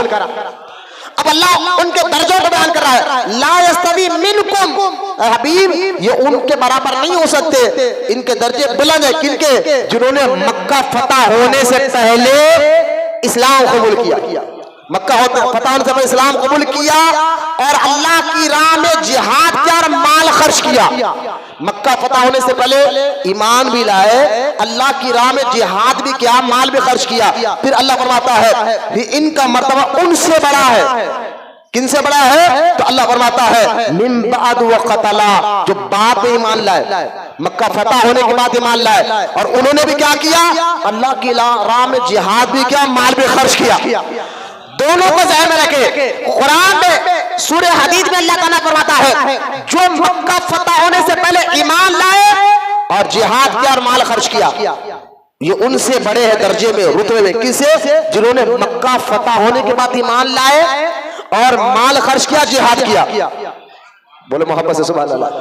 दर्जे में बड़ा है, लेकिन आगे अल्लाह फरमाता है, अब आगे जिक्र मक्का फतह होने से पहले सहाबा का भी जिक्र आ गया, मक्का फतह होने के बाद वाले सहाबा का भी जिक्र आ गया इस आयत में, कुरान की इस आयत में। अब किसी काले कपड़े वाले की बातों में मत आइए, किसी जो है ना बद मजहब की बातों में मत आइए, फला साहबी ऐसे थे तो फला साहबी ऐसा क्यों थे, फला साहबी ऐसा क्यों थे। मैंने कहा ये कुरान आपके सामने मौजूद है, सूरह हदीद आपके सामने पढ़ रहा हो। अल्लाह ताला बनाते हैं मक्का फतह होने से पहले ईमान लाए, माल खर्च किया, अल्लाह की राह में जिहाद किया, और जो मक्का फतह होने के बाद ईमान लाए, माल खर्च किया, जिहाद किया। अल्लाह फरमाता है हबीब इनके दर्जे में तो फर्क है, मक्का फतह होने से पहले जो ईमान लाए उनका रुतबा तो बड़ा है, लेकिन अल्लाह फरमाता है हबीब वकुल्लो, लेकिन मैं राजी तो सबसे हो गया हूं। बोलो ना मोहब्बत से सुभान। आ गई आयत कुरान में। अब हजरत अमीर माविया मक्का फतह होने के बाद ईमान लाए, ज़हन में रखे बात को। अब हजरत माविया मौला अली से लड़े। मैंने कहा देखो लड़े झगड़े सहाबा के आपस के इख्तलाफात पर आज के मुसलमान खामोशी इख्तियार करने का हुक्म है। क्यों? क्योंकि सहाबा की शान और अजमत अल्लाह कुरान में बयान फरमा रहा है। अल्लाह फरमाता है जो अरबी ग्रामर जो जानते हैं, कभी मदरसे पूछिए तो आप कहेंगे क्या एक, जैसे इंग्लिश में 1 2 3 4 कहते हैं, इसी तरह अरबी में जो वाहिद कहते हैं, सलासा कहते हैं, सबा कहते हैं, 1 2 3 4, लेकिन सारे चीजों को गिनना है तो अरबी में कहते हैं कुल, सब। मैं कह रहा हूँ जितने लोग बैठे हुए, मैं उर्दू में कह रहा हूँ जितने लोग आप बैठे हुए, और अरबी कुल सब, उर्दू का सब क्यों, लेकिन अरबी का तो कुल। अब देख अल्लाह फरमाता है वकुल्ला, है ये आयत को समझिए आप, अरबी जुबान आएगा वकुल्ला। अल्लाह फरमाता है कुल्लु वअदल्लाहुल हुस्ना, हबीब हम तमाम तेरे सहाबा से राजी हो गए और जन्नत का वादा कर दिया है। बोले मोहब्बत से सुभान अल्लाह। चलिए एक आखिरी और एक इश्काल में दूर कर सरदार सहाबा की बारगाह में लेकर थके मत, चेहरे पे मुस्कुराहट लाए, थके मत आप लोग। अब देखिए मैं एक और आयत पढ़ रहा हूँ, ये आयत सूरह अल इमरान की है, तीसरा पारा सूरह अल इमरान आयत नंबर 164 164। अब आयत सुनिए आप, जो कह रहे ना काले कपड़े वाले, बात सहाबा हुजूर के जाने के बाद उनके दिल जो है गुनाह में आ गए थे, उनके दिल में मुनाफिकत आ गई थी, उनके दिल में ईमान खत्म हो गया था, बस वो मुनाफिक हो गए थे, मुर्तद हो गए थे, काफिर हो गए थे। हाँ कहते ऐसा कह रहा, तो मैं कह रहा हूं देखो भाई, एक मौलवी हजारों लोगों को जमा करता है, तकरीर करता है, और कई लोग उसकी बात को सुनते और मानते हैं। हम कह रहे हैं उन लोगों से भाई फला साहब की आप बात क्यों सुनते हो, तो कहने नहीं, उनके बयान सुनने से हमारा दिल नरम पड़ा, उनका बयान सुनने से हमारा दिल में नरमी आई, दिल साफ हुआ, सुथरा हुआ, ख्याल साफ हुए, सुथरे हुए। मैंने कहा जब एक मौलवी हजारों के दिलों को साफ करता है, समझिए बात को, एक आम मौलवी तकरीर के जरिए हजारों लाखों दिलों को साफ करता है, कुरान की मोहब्बत डालता है, हदीस की मोहब्बत डालता है। मैंने कहा जब एक मौलवी हजारों को जमा करे, और कुछ ऐसे बुजुर्ग हैं जो लाखों को जमा करते हैं, ख्वाजा गरीब नवाज को देख ले, कितने लाखों के दिलों को पाक किया। मैंने कहा जब एक मौलवी और एक वली हजारों लाखों दिलों को साफ कर सकते हैं, तो मेरे आका और हम सब के रसूल पाक अलैहिस्सलाम का मुकाम मर्तबा क्या होगा। हुजूर के लिए कहना नहीं, सिर्फ 5 लोगों को साफ करे। मैंने कहा ये क्या बड़ी बात है, बेकार बात है कि एक मौलवी हजारों के दिल साफ करे और अल्लाह का रसूल सिर्फ 5 लोगों के दिल साफ करे। अरे ये कोई बात है? ये कितनी बड़ी और बेकार बात है। क्यों?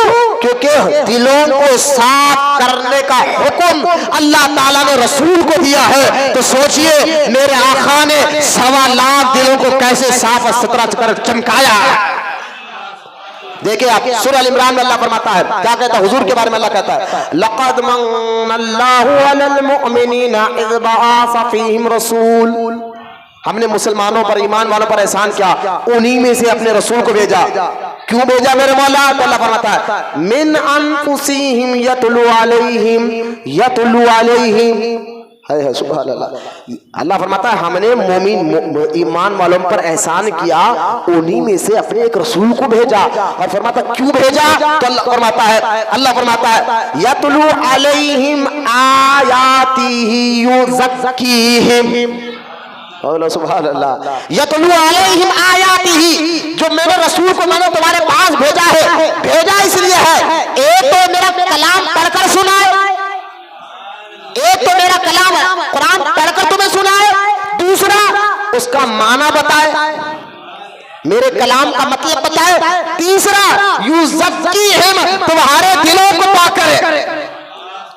मुझे बताइए 3 ड्यूटियां हमारे नबी को थी, एक अल्लाह का कलाम पढ़कर सुनाना, अरे बोलो ना सुभान अल्लाह, सारे नबियों के सरदार की ड्यूटी क्या थी? अल्लाह ने जो उनको दी। हमारे आका को क्या ड्यूटी अल्लाह ताला ने दी? 3।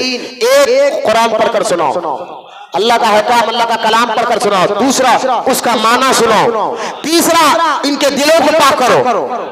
अब मुझे बताइए, दिलों को साफ करना ये तो आपके और हमारे नबी की ड्यूटी थी, तो जिनके दिल को साफ किया है वो 1.25 लाख सहाबा का मुकाम मर्तबा क्या होगा? ये कहना नहीं, सिर्फ 5 लोग के दिल। मैंने कहा एक मौलवी लाखों के दिल साफ करता है, तो और मेरे नबी सिर्फ 5 को साफ करे, ये कितनी भद्दी बात है। लिहाजा ये आयत से पता चला कि 1.25 लाख सहाबा वो 1 लाख सहाबा के मुकाम मर्तबे को समझिए आप, फिर सरदारे सहाबा आपको समझ में आ जाएगा। अब सोचिए कि जब 1 लाख सहाबा वो जिनसे अल्लाह राजी हो गया है, 1 लाख से सहाबा ज्यादा सहाबा वो जिनसे अल्लाह ने जन्नत का वादा कर लिया है, 1 लाख सहाबा वो है जिनके बारे में अल्लाह कहता है हबीब इनकी नीयतें साफ है, इनका माल साफ है, ये साफ है। मैंने कहा गवाही कोई मौलवी नहीं दे रहा है, अल्लाह ताला कुरान में सहाबा की गवाही दे रहा है। एक मैं अपने शागिर्द की तारीफ करूं तो पता चलता है, लेकिन रब जिसकी तारीफ करे, बोलो ना सुभान अल्लाह। अब आपके जहन में कहीं पर भी सहाबा को लेकर इतनी सी भी गलती नहीं आना चाहिए। सहाबा क्यों? कुरान की आयतें खड़ी है आगे। अगर उनमें ऐब निकालोगे, उनमें गलती निकालोगे, तो फिर कुरान में गैब निकलेगा, क्योंकि कुरान सबसे सच्चा सुथरा कलाम, रब का कलाम, ये हम तक पहुंचा ही सहाबा के जरिए है। और जो सच्चों की बात को मानते हैं, ये बात समझ में आ जाते हैं। अब ये मैंने आपके सामने 4 या 5 कुरान की आयतें उसका तर्जुमा मुख्तसर पढ़कर सुनाया है। अब सुने हदीस पाक में अल्लाह के रसूल अलैहिस्सलाम सहाबा के बारे में क्या कहते हैं, बोले मोहब्बत से सुभान अल्लाह। अब ये हदीस पाक सही बुखारी किताब फज़ाइल सहाबा में मौजूद है, बुखारी शरीफ की हदीस पाक है। हदीस क्या है सुनिए, सरकार अलैहिस्सलाम फरमाते हैं अन अबी सईदी सईदुल खुदरी रज़ियल्लाहु तआला अन्हु क़ाल क़ाल नबी सल्लल्लाहु अलैहि वसल्लम ला तसुब्बू असहाब फलौ अन्ना अहदकुम अनफक़ मिस्ला उहदिन ज़हाबन मा बलगु मुद्दा अहदिन वला नसाफा। अल्लाह कुरान में फरमाता है, हदीस पाक में अल्लाह के रसूल फरमा रहे हैं सल्लल्लाहु अलैहि वसल्लम, हजरत अबू सईद खुदरी रज़ियल्लाहु ताला अन्हु फरमाते हैं, हुजूर क्या कह रहे हैं सहाबा के बारे में। अबू सईद खुदरी रज़ियल्लाहु ताला फरमाते हैं कि मेरे सहाबा को बुरा ना कहो। बोले मोहब्बत से सुभान अल्लाह। क्या कह रहे हैं, अल्लाहु अकबर, ला तसुब्बू, मेरे सहाबा को ला बुरा मत कहो। क्यों? क्योंकि तुम में से अगर कोई सहाबा के बाद जो मुसलमान आएंगे, तुम में से क़यामत तक जितने मुसलमान आएंगे उनके लिए हुजूर कह रहे हैं, हुजूर कह रहे हैं तुम में से अगर कोई अहद पहाड़ के बाहर बराबर अल्लाह की राह में सोना खैरात करे। कितने पहाड़? अहद का पहाड़, जो लोग उमरा करने गए हज के लिए जानते हैं, अहद का पहाड़ अभी कट गया, कई वहां की हुकूमत ने कटा कर, फिर भी वो उसकी लंबाई चौड़ाई 5 किलोमीटर तक है। कितने किलोमीटर तक? 5 किलोमीटर तक। हुजूर के दौरे मुबारक में पहाड़ 12 किलोमीटर तक लंबाई चौड़ाई फैला हुआ था। अब हुजूर फरमा रहे हैं अहद पहाड़ के इतना सोना तुमने अल्लाह की राह में खैरात किया। और मेरे आका फरमाते हैं और कोई मेरा एक सहाबी जो 1 लाख से ज्यादा ना, मेरा एक सहाबी 1 मुट्ठी गेहूं अल्लाह की राह में दिया। बोलो ना सुभान अल्लाह। कहाँ एक पहाड़ उतना सोना अल्लाह की राह में खैरात करना, और कहाँ 1 मुट्ठी गेहूं। बच्चे खास तौर सुने, भटको मत। सहाबा के शाम में आज जो बेदबिया की जा रही है, सहाबा का मकाम समझना है तो किसी मौलवी नहीं, कुरान हदीस से समझा जाएगा। लिहाजा हुजूर फरमा रहे हैं अगर कोई तुम में से क़यामत तक जो मुसलमान अल्लाह की राह में अहद पहाड़ के बराबर खैरात करे और मेरा सहाबी 1 मुट्ठी अल्लाह की राह में खैरात दे, तो अल्लाह ताला तुमसे ज्यादा मेरे सहाबी को सवाब अता फरमाएगा। वो 1 मुट्ठी गेहूं अहद पहाड़ से भी ज्यादा सवाब सहाबी को देता है। ये एक हदीस पाक है। एक और हदीस पाक सुन लीजिए आप। अल्लाह के रसूल अलैहिस्सलाम के साथ सहाबी फरमाते, अबू बरदा फरमाते हैं कि मैं अपने वालिद के साथ गया, हुजूर अलैहिस्सलाम के साथ मगरिब की नमाज पढ़ी। फिर हम दिल में कहा अगर हम यहीं बैठे रहे और शायद कुछ देर में हुजूर आएंगे तो इशा की नमाज भी हुजूर के साथ पढ़े। फिर कहते हम वहीं बैठे रहे और हुजूर इशा का वक्त हुआ, हुजूर आए और हमें बैठे रहे, आप हमारे पास तशरीफ लाए और फरमाया तुम जब से यही हो। साहबा से कहा तुम मगरिब से यही बैठे हो, जब से यही हो, यही बैठे हो। हमने कहा नाम, हाँ या रसूल अल्लाह, हम मगरिब से यही बैठे। अब साहबा का मुकाम सुने तो अल्लाह के रसूल यही बैठे रहे हत्ता कि आपने नमाज इशा पढ़ाई। फिर आपने फरमाया, हुजूर ने फरमाया तुमने अच्छा किया, अच्छा किया। आपने फरमाया तुमने अच्छा किया, फरमाया सही किया। फिर आपने आसमानों की तरफ सर उठाया और बकसरत जब आसमान की तरफ इशा की नमाज पढ़ी, आसमान की तरफ सर उठाया, तारे कितने थे आसमान, पूरा आसमान तारों से भरा हुआ है। तो हुजूर तारों को देखकर फरमाया जिस तरफ जब तक ये आसमान पर तारे चमकते रहेंगे आसमान में अमन बाकी रहेगा, आसमान में अमन बाकी रहेगा। इसी तरह जब तक इस जमीन पर मेरे सहाबा रहेंगे तो मुसलमानों में अमन बाकी रहेगा। बोला मोहब्बत से असहाब, जिस तरह तारे आसमान वालों के लिए अमन है, मेरे असहाब जमीन वालों के लिए अमन है। जब मैं चला जाऊंगा, देखिए मेरे सरकार फरमाते, इसमें हदीस में आ गई, जब मैं चला जाऊंगा तो मेरे सहाबा जिस जंग में जाएंगे तो अल्लाह ताला मेरे सहाबा के वसीले से उन मुसलमानों को कामयाबी अता फरमाएगा। सहाबा का मकाम और मर्तबा, ये दो हदीस है, मैं इसकी तफसील बहुत कर सकता हूँ, इसमें वसीले का भी जिक्र आ गया। जो लोग कहेंगे वसीला वसीला कुछ नहीं होता, डायरेक्ट अल्लाह से मांगो।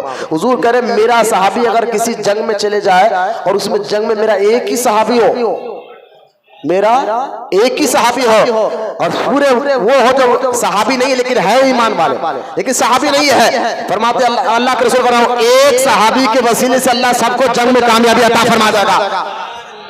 मैंने कहा ये खुद वसीले का जिक्र मौजूद है। एक तीसरी हदीस से सुने आप, हज़रत जाबिर रज़ी अल्लाह तआला से रिवायत है कि उस मुसलमान को आग नहीं जलाएंगी, उस मुसलमान को आग नहीं जलाएगी। सरकार ने फरमाया उस मुसलमान को आग नहीं जलाएगी जिसने मुझे देखा हो।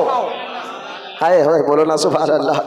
अब मैंने कहा कितने हदीस है, आप देखिए, आप कुरान की आयत है, हुजूर कह रहे हैं उस मुसलमान को दोज़ख की आग जला नहीं सकती जिसने मुझे देखा हो। अब ये तो उनकी फजीलत होगी सहाबा की। फिर फरमाते हैं अल्लाह के रसूल सल्लल्लाहु अलैहि वसल्लम जिसने मुझे देखा हो और जिसने मेरे देखने वाले को देखा हो उसको भी दोज़ख की आग नहीं जलाएंगे। सहाबी का भी मुकाम पता चला, ताबई का मुकाम भी पता चला, सहाबा का मुकाम भी पता चला, ताबई का मुकाम भी पता चला कि लिहाजा ये लोग किस तरह किस मुकाम मर्तबे वाले हैं। अब आए एक आखिरी हदीस में आपको बताकर आपको अबू बकर सिद्दीक रज़ी अल्लाह तआला की बारगाह में चलता हूँ। ये हदीस जरा गौर से सुनना, बहुत जरूरी है इस हदीस को याद रखना, समझना आपके लिए, हम सब के लिए, मेरे लिए भी और आपके लिए भी, सबके लिए जरूरी है, क्योंकि ये हदीसें है जो जिससे कुरान की आयत हदीसें है जिससे पता चलता है कि सहाबा वो जिनसे अल्लाह राजी हो गया है। तो बच्चा फोन में लेके क्या बैठे हैं। हज़रत अब्दुल्लाह बिन मग़फ़िल रज़ी अल्लाह तआला से रिवायत है, हुजूर सल्लल्लाहु अलैहि वसल्लम ने फरमाया मेरे सहाबा के बारे में अल्लाह ताला से डरो, यानी मेरे सहाबा के बारे में कुछ बोलने से पहले अल्लाह से डरो, अल्लाह से डरो, अल्लाह ताला से डरो। फिर सरकार ने इस जुमले को 3 बार कहा कि मेरे सहाबा के बारे में अल्लाह से डरो, मेरे सहाबा के बारे में अल्लाह से डरो, मेरे सहाबा के बारे में अल्लाह से डरो। 3 बार हुजूर ने जुमला फरमाया।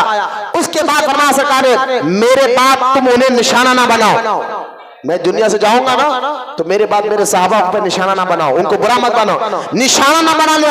जो उनसे मोहब्बत करता है, क्या प्यारी दलील हुजूर दे रहा है, जो उनसे मोहब्बत करता है ना सहाबा से, जो उनसे मोहब्बत करता है वो मुझसे मोहब्बत करता है, और जो मुझसे मोहब्बत करता है वो अल्लाह से मोहब्बत करता है। ये दलील है आपके दिल में सहाबा से अहले बैत से मोहब्बत है तो यकीनन आपके दिल में अल्लाह से मोहब्बत है, रसूल से मोहब्बत है। इसकी पहचान क्या है? और फिर फरमाते हैं अल्लाह के रसूल सल्लल्लाहु अलैहि वसल्लम जो उनसे बुग़्ज़ रखता है यानी दुश्मनी रखता है वो मुझसे बुग़्ज़ रखता है, और जो मुझसे बुग़्ज़ रखता है वो अल्लाह से दुश्मनी करता है। अब जिसने अल्लाह से दुश्मनी की तो जिसने मुझे तकलीफ पहुंचाई उसने अल्लाह को तकलीफ पहुंचाई, और जिसने मुझे तकलीफ पहुंचाई उसने अल्लाह को तकलीफ पहुंचाई, और जो अल्लाह को तकलीफ पहुंचाता है वो दोज़ख में जाता है।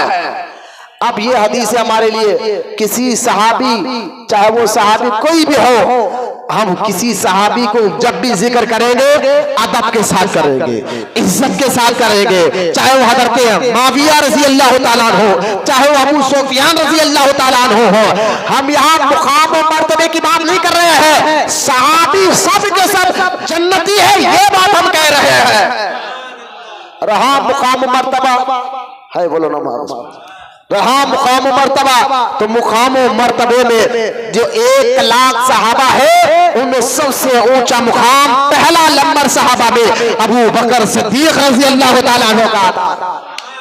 उनके बाद हजरत उमर रजी अल्लाह तआला अन्हु का आता है। उनके बाद उस्मान गनी रजी अल्लाह तआला अन्हु का आता है। उनके बाद सैयद सादात मौलाए कायनात अलीउल मुर्तजा रजी अल्लाह तआला अन्हु का आता है। ये तरतीब 1400-1300 साल से सहाबा ताबईन अहले ईमान इसी तरतीब को मानते हुए आए, इसी तरीके को मानते हुए आए कि तमाम सहाबा जन्नती, उनमें सबसे ऊंचा दर्जा अबू बकर का, फिर उसके बाद उमर का, उसके बाद उस्मान का, उसके बाद अली का। इस तरतीब को कभी बिगड़ने नहीं देना बच्चों। अगर कोई किसी के आप मुरीद भी हो और मुरीद कहे कि नहीं नहीं अबू बकर तो है लेकिन पहला नंबर अली का है, जैसे कुछ खवाली चलती है कि दमादम मस्खलदर अली का पहला नंबर, ये शियों का अकीदा है। इस अकीदे की बात मत करो, पढ़ो गौसे पाक की किताब को, पढ़ो बुजुर्गों की किताब को। खुद मौला अली फरमाते, तिरमिज़ी शरीफ में हदीस है कि हुजूर के बाद अफजल मैं नहीं अबू बकर है। खुद अली कह रहा है, जामे तिरमिज़ी शरीफ उठा कर देखे, मौला अली के सगे बेटे हजरत अली के बेटे नाम मोहम्मद बिन हनफिया, मैं इमाम हसन इमाम हुसैन की बात नहीं कर रहा हूं, वो तो है। मौला अली ने और भी शादियां की थी, उनके एक बेटे दूसरी बीवी के बेटे नाम था मोहम्मद बिन हनफिया। उन्होंने खुद पूछा, अब्बा जान ये बताइए सहाबा में हुजूर के बाद सबसे अफजल कौन है? सहाबा में हुजूर के बाद सबसे अफजल किसका मुकाम और मर्तबा है? तो हजरत मौला अली फरमाते खाला अबू बकर, अबू बकर का ऊंचा मुकाम मर्तबा है। फिर हजरत मोहम्मद बिन हनफिया ने, उनके बाद कौन है? फरमा खाला उमर, बोलो सुभान अल्लाह। उसके बाद हजरत उमर रजी अल्लाह तआला अन्हु है। खुद मौला अली कह रहे हैं, मैंने कहा अली से मोहब्बत करते हो, अली से मोहब्बत कर दो, करना भी चाहिए। अली से मोहब्बत ईमान का हिस्सा है। अली से दुश्मनी सिर्फ मुनाफिक कर सकता है, मौला अली से चिड़ मुनाफिक कर सकता है। लेकिन मैं कहता हूँ अली से, अली की मोहब्बत करते हो तो फिर अली की भी बात भी मानो, अली को मानते तो अली की भी मानो। बात समझिए आप, जिससे आप मोहब्बत करते हैं और कहते हैं मैं आपसे मोहब्बत करता हूं लेकिन आपको नहीं मानता, आपकी बात नहीं मानता, तो ये मोहब्बत की पहचान नहीं है। जिससे मोहब्बत की जाती है उसकी बात को भी माना जाता है, उसके हुक्म को भी माना जाता है। मैंने कहा तो अली को मानते हो तो अली की भी मानो, अली को मानते हो तो अली की भी मानो। तो कह रहे हैं कि अब सहाबा में ऊंचा मुकाम अबू बकर सिद्दीक का है। आप सुनिए, सिर्फ 10 मिनट रह गए, 10-15 मिनट मेरे पास आपके सामने रखते हुए इसी टॉपिक को मैं आने वाले जुम्मा में भी ले सकता हूं, लेकिन मेरी बात सुने। अब समझ गए जब तमाम सहाबा का ऐसा मुकाम कुरान में अल्लाह बयान फरमा रहा है। 6 आयतें मैंने आपके सामने बयान की, 3 हदीसें मैंने उनकी फजीलत में बयान की। जब इन तमाम सहाबा का ये मुकाम है तो तमाम सहाबा में सरदार सहाबा का मुकाम क्या होगा? हज़रत सिद्दीक़ अकबर रज़ी अल्लाह तआला अन्हु, इनकी मिजाज को बचपन से अल्लाह ताला ने पाँव को साफ रखा था। बास बच्चे होते रहे कि पैदाइशी तौर पर इनकी मिजाज में एक संजीदगा पना रहता है। आज भी कई मिसालें मिलती हैं, होशियार रहते हैं, गलत काम नहीं होता, बहुत साफ सुथरे मिजाज के रहते हैं। हज़रत अबू बकर सिद्दीक उस वक्त पैदा हुए जब हुजूर सल्लल्लाहु ताला अलैहि वसल्लम की उम्र जो है ना 4 साल थी और 2 साल थी, उस वक्त हज़रत अबू बकर पैदा हुए। और जब हमारे नबी पाक अलैहिस्सलाम ने 40 साल की उम्र में ऐलान किया कि मैं अल्लाह का नबी हूँ, मैं अल्लाह का रसूल हूँ, उस वक्त हज़रत अबू बकर की उम्र 38 साल थी। सुनिए गौर से, 38 साल आपकी उम्र मुबारक थी। हज़रत अबू बकर सिद्दीक रज़ी अल्लाह ताला अन्हु जब पैदाइशी आप देखे तो हज़रत अबू बकर सिद्दीक रज़ी अल्लाह ताला अन्हु का जो खानदान है बनु तैम से है, बनु तैम। और बनु तैम का ऊपर जाकर खानदान मिलता था मुर्रा से। मुर्रा, ये मुर्रा कौन है? ये हुजूर के 5वें 6वें दादा है। बोले सर, हज़रत मुर्रा, उनकी 2 बेटे, एक औलाद से अबू बकर पैदा हुए, दूसरी औलाद से हुजूर पैदा हुए हैं। अलैहिस्सलातु वस्सलाम। तो ये ऊपर जाकर 5वें 6वें ऊपर जाकर ये हुजूर के खानदान से मिल जाते हैं अबू बकर सिद्दीक। जरा सुनिए, ये महीना उन्हीं का चल रहा है।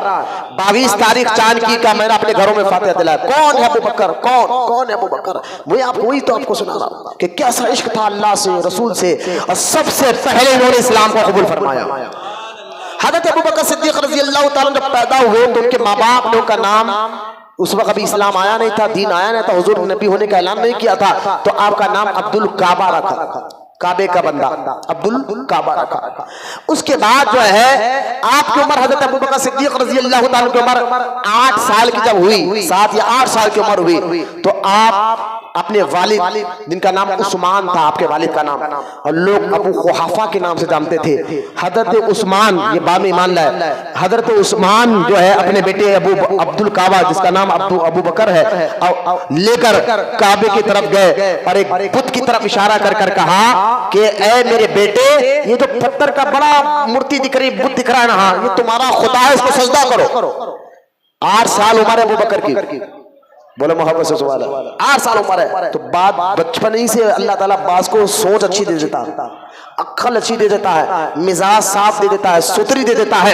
हज़रत अबू बकर सिद्दीक रज़ी अल्लाह ताला अन्हु 8 साल की उम्र है, अभी दीन आया नहीं, हुजूर ने नबी होने का ऐलान किया भी नहीं, लेकिन देखे कि फितरत कैसी है, सोच कैसी है, कैसी पाक साफ फितरत लेकर अल्लाह ताला ने अबू बकर को पैदा फरमाया था। क्यों पैदा फरमाया था? कि रब जानता था अबू बकर तुझे तो मेरे हबीब के साथ हमेशा रहना है, चाहे खलवत में हो हुजूर के साथ अबू बकर रहा करते थे, चाहे जलवत में हो हुजूर के साथ अबू बकर रहा करते थे, चाहे सफर में हो हुजूर के साथ अबू बकर रहा करते थे, चाहे मैदान जिहाद में हो हुजूर के साथ अबू बकर रहा करते थे, चाहे गारे सौर में हो हुजूर के साथ अबू बकर थे, चाहे मदीने मुनव्वरा में हो हुजूर के साथ अबू बकर थे, चाहे जंगे बदर में हो हुजूर के साथ अबू बकर थे, चाहे जंगे अहद हो हुजूर के साथ अबू बकर है, चाहे जंगल में हो हुजूर के साथ अबू बकर है।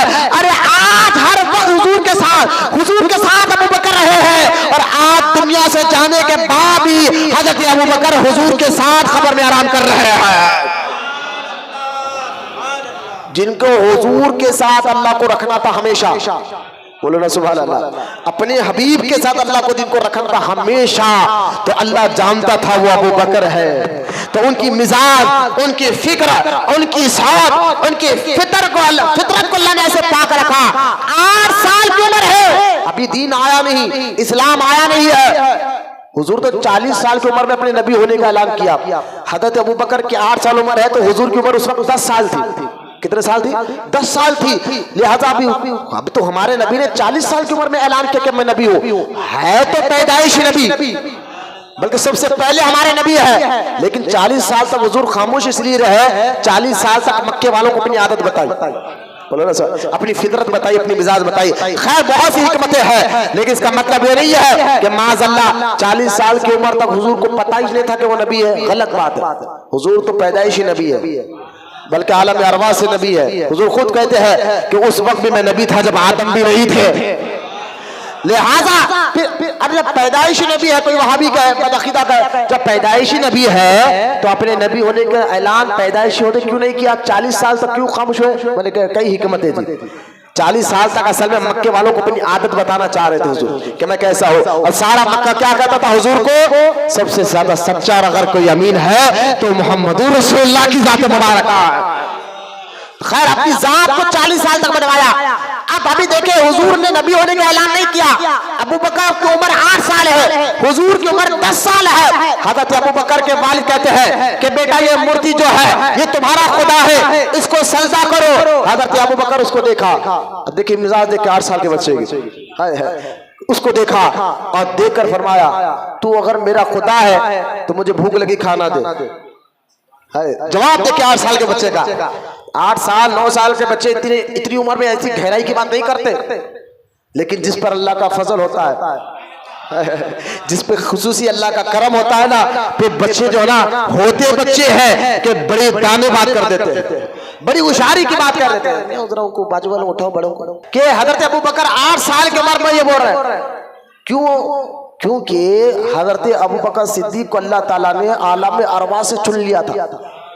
रूहों की दुनिया से चुन लिया था कि ये मेरे हबीब का खास साथी रहेंगे। अब भाई आप कहेंगे, कोई मौलवी कहेगा, कोई वहां भी कहेगा, ये कौन सी दुनिया आ गई भाई, अभी तो हम सुने नहीं रूहों की दुनिया। लेकिन जो पक्का पढ़ा लिखा है उन्हें तो मानता, अब जो पढ़ा लिखा जाहिल उन्हें नहीं मानता है भाई। कुरान में जिक्र है रूहों की दुनिया का, तीसरे पारे सूरह आल इमरान में आयत मिसाल जो 17वां रुकू है, उसमें अगर आप पढ़ेंगे तो कुरान में जिक्र मौजूद है कि अल्लाह ताला ने सारे नबियों की रूहों से पहले तमाम इंसानों की रूहों से अल्लाह ने वादा किया, अलस्तु रब्बिकुम, मैं तुम्हारा कौन हूं।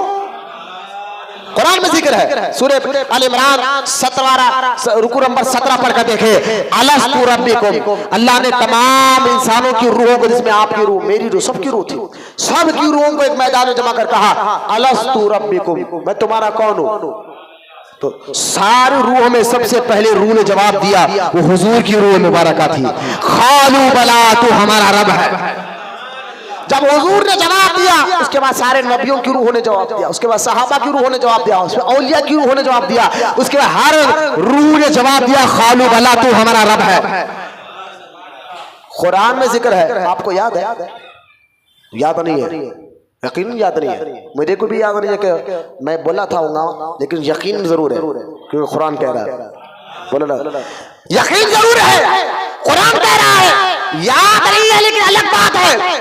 लेकिन कुरान तो कह रहा है मैं तुम्हारी रूह से वादा लिया हूं। बोलो ना, सुनो, कुरान तो कह रहा है मैं तुम्हारी रूह से, अलस्तु रब्बिकुम, कुरान में जिक्र आ गया ना, तो कुरान की हर आयत पर हम ईमान रखते हैं, हर आयत पर यकीन रखते हैं हम, ईमान का नाम ही यकीन के है। तो कुरान तो कह रहा है मैं तमाम रूह, क़यामत तक के रूहों को बुलाया अल्लाह ताला ने, और सबसे कहा कि मैं तुम्हारा कौन हूं, तो सबने कहा तू हमारा रब है, और सबसे पहले हुजूर की रूह मुबारक ने जवाब दिया। खैर, लेकिन हमें याद है, आपको मुझको, लेकिन याद नहीं अलग बात है, लेकिन मानना पड़े क्योंकि कुरान कह रहा है।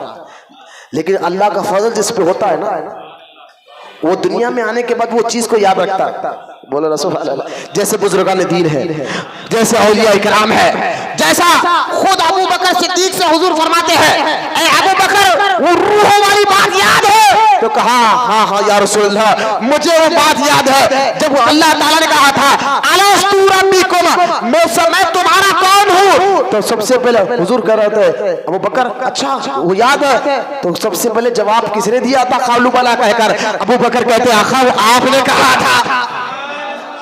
आपकी, मुझे तो याद है कि मैंने भी कहा, लेकिन सबसे पहले कहने वाले आप है, ये मुझे ये भी याद है। तो रूहों की दुनिया से इनकी मिजाज पाक और साफ थी, मिजाज में सुथरापन बहुत अबू बकर के, इसलिए 8 साल की उम्र में मिजाज क्या करे, तू मेरा खुदा है तो खाना दे, आवाज नहीं आई, ठीक है पानी दे, आवाज नहीं आई।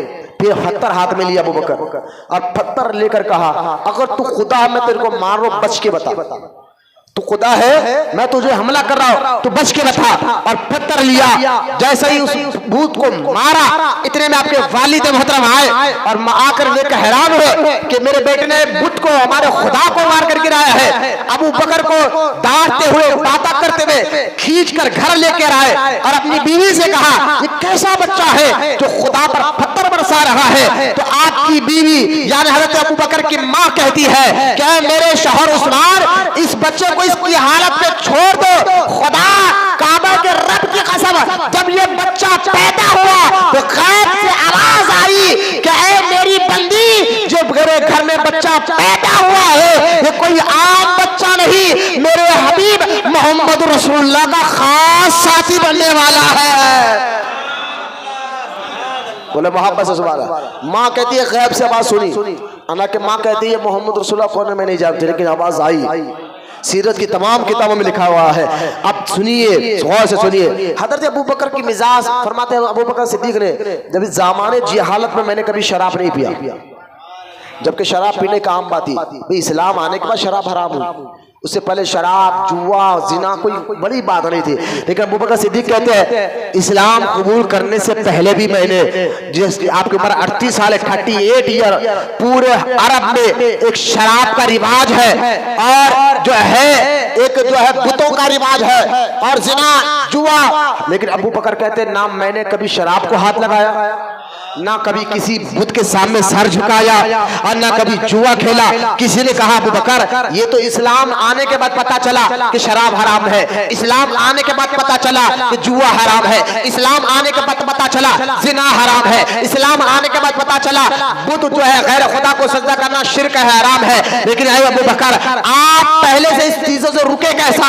हज़रत अबू बकर कहते हैं मैं अपनी अक्ल से देखता था जो लोग शराब पीकर अपनी इज्जत की हिफाजत नहीं कर सकते थे, मैं समझ गया जो चीज पीने से तुम्हारी कोई इज्जत नहीं होती है लिहाजा ऐसा काम करो ही नहीं, जिसके करने से तुम्हारी इज्जत बाकी नहीं रहती, जिसके पीने से तुम्हारा बुखार खत्म हो जाता है। आज भी देखे बात सही, अकल से भी अगर सोचे, इस्लाम ने तो आकर हराम कर दिया शराब को, लेकिन अकल से भी सोचे तो शराब पीने के बाद उस बंदे की कोई इज्जत नहीं रहती, खुद की इज्जत गिर जाती है, मोहल्ले में इज्जत गिर जाती है, खानदान में चाहे शराब हो किसी किस्म का नशा हो, लिहाजा हराम क्यों कर दिया गया है? बंदा अगर इस बात पर सोचे तो अल्लाह को तो नाराज कर रहा है नशा करने वाला, लेकिन कोई उसकी इज्जत नहीं रहती। आज जो हाल हो गया है, कई बच्चों को देखा जाए गांजे की लत में, कोई दवाओं की लत में, नशा, हर अजीब अजीब किस्म के नशे के चीजें निकल गए हैं। दीन की दूरी की वजह से अखली तौर पर भी सोचे तो एक तो नशा करने से इज्जत नहीं रहती, दूसरा फिर आपको मालूम है फेफड़े खराब, गुर्दे खराब, अला फला पूरा पेट का सिस्टम खराब जो नशा करते हैं। तो खुदा के वास्ते नशे से बचे। हज़रत अबू बकर सिद्दीक़ कहते हैं इसलिए मैंने अक्ल से सोचा और शराब को कभी हाथ नहीं लगाया। बोलो ना सुभान अल्लाह, कभी शराब को हाथ नहीं लगाया। इतने में अल्लाह का रसूल तशरीफ लेकर आए और आकर कहा ए अबू बकर तुम जो ये कह रहे थे ना अभी अभी, जिब्रील मेरे पास आकर कहते हैं या रसूल अल्लाह कहता है अबू बकर जो कह रहे हैं सदक़ता, सच कह रहे हैं। बोलो ना सुभान अल्लाह, सच कह रहे हैं। तो खैर अब आपकी उम्र जो है 38 साल है अबू बकर सिद्दीक़ की, जब तक आप पूरे मक्के के लोग आपको इज्जत की निगाह से देखते थे, हजरत अबू बकर को इज्जत की निगाह से, अदब के, क्योंकि हजरत अबू बकर पढ़े लिखे शख्सियत भी थे।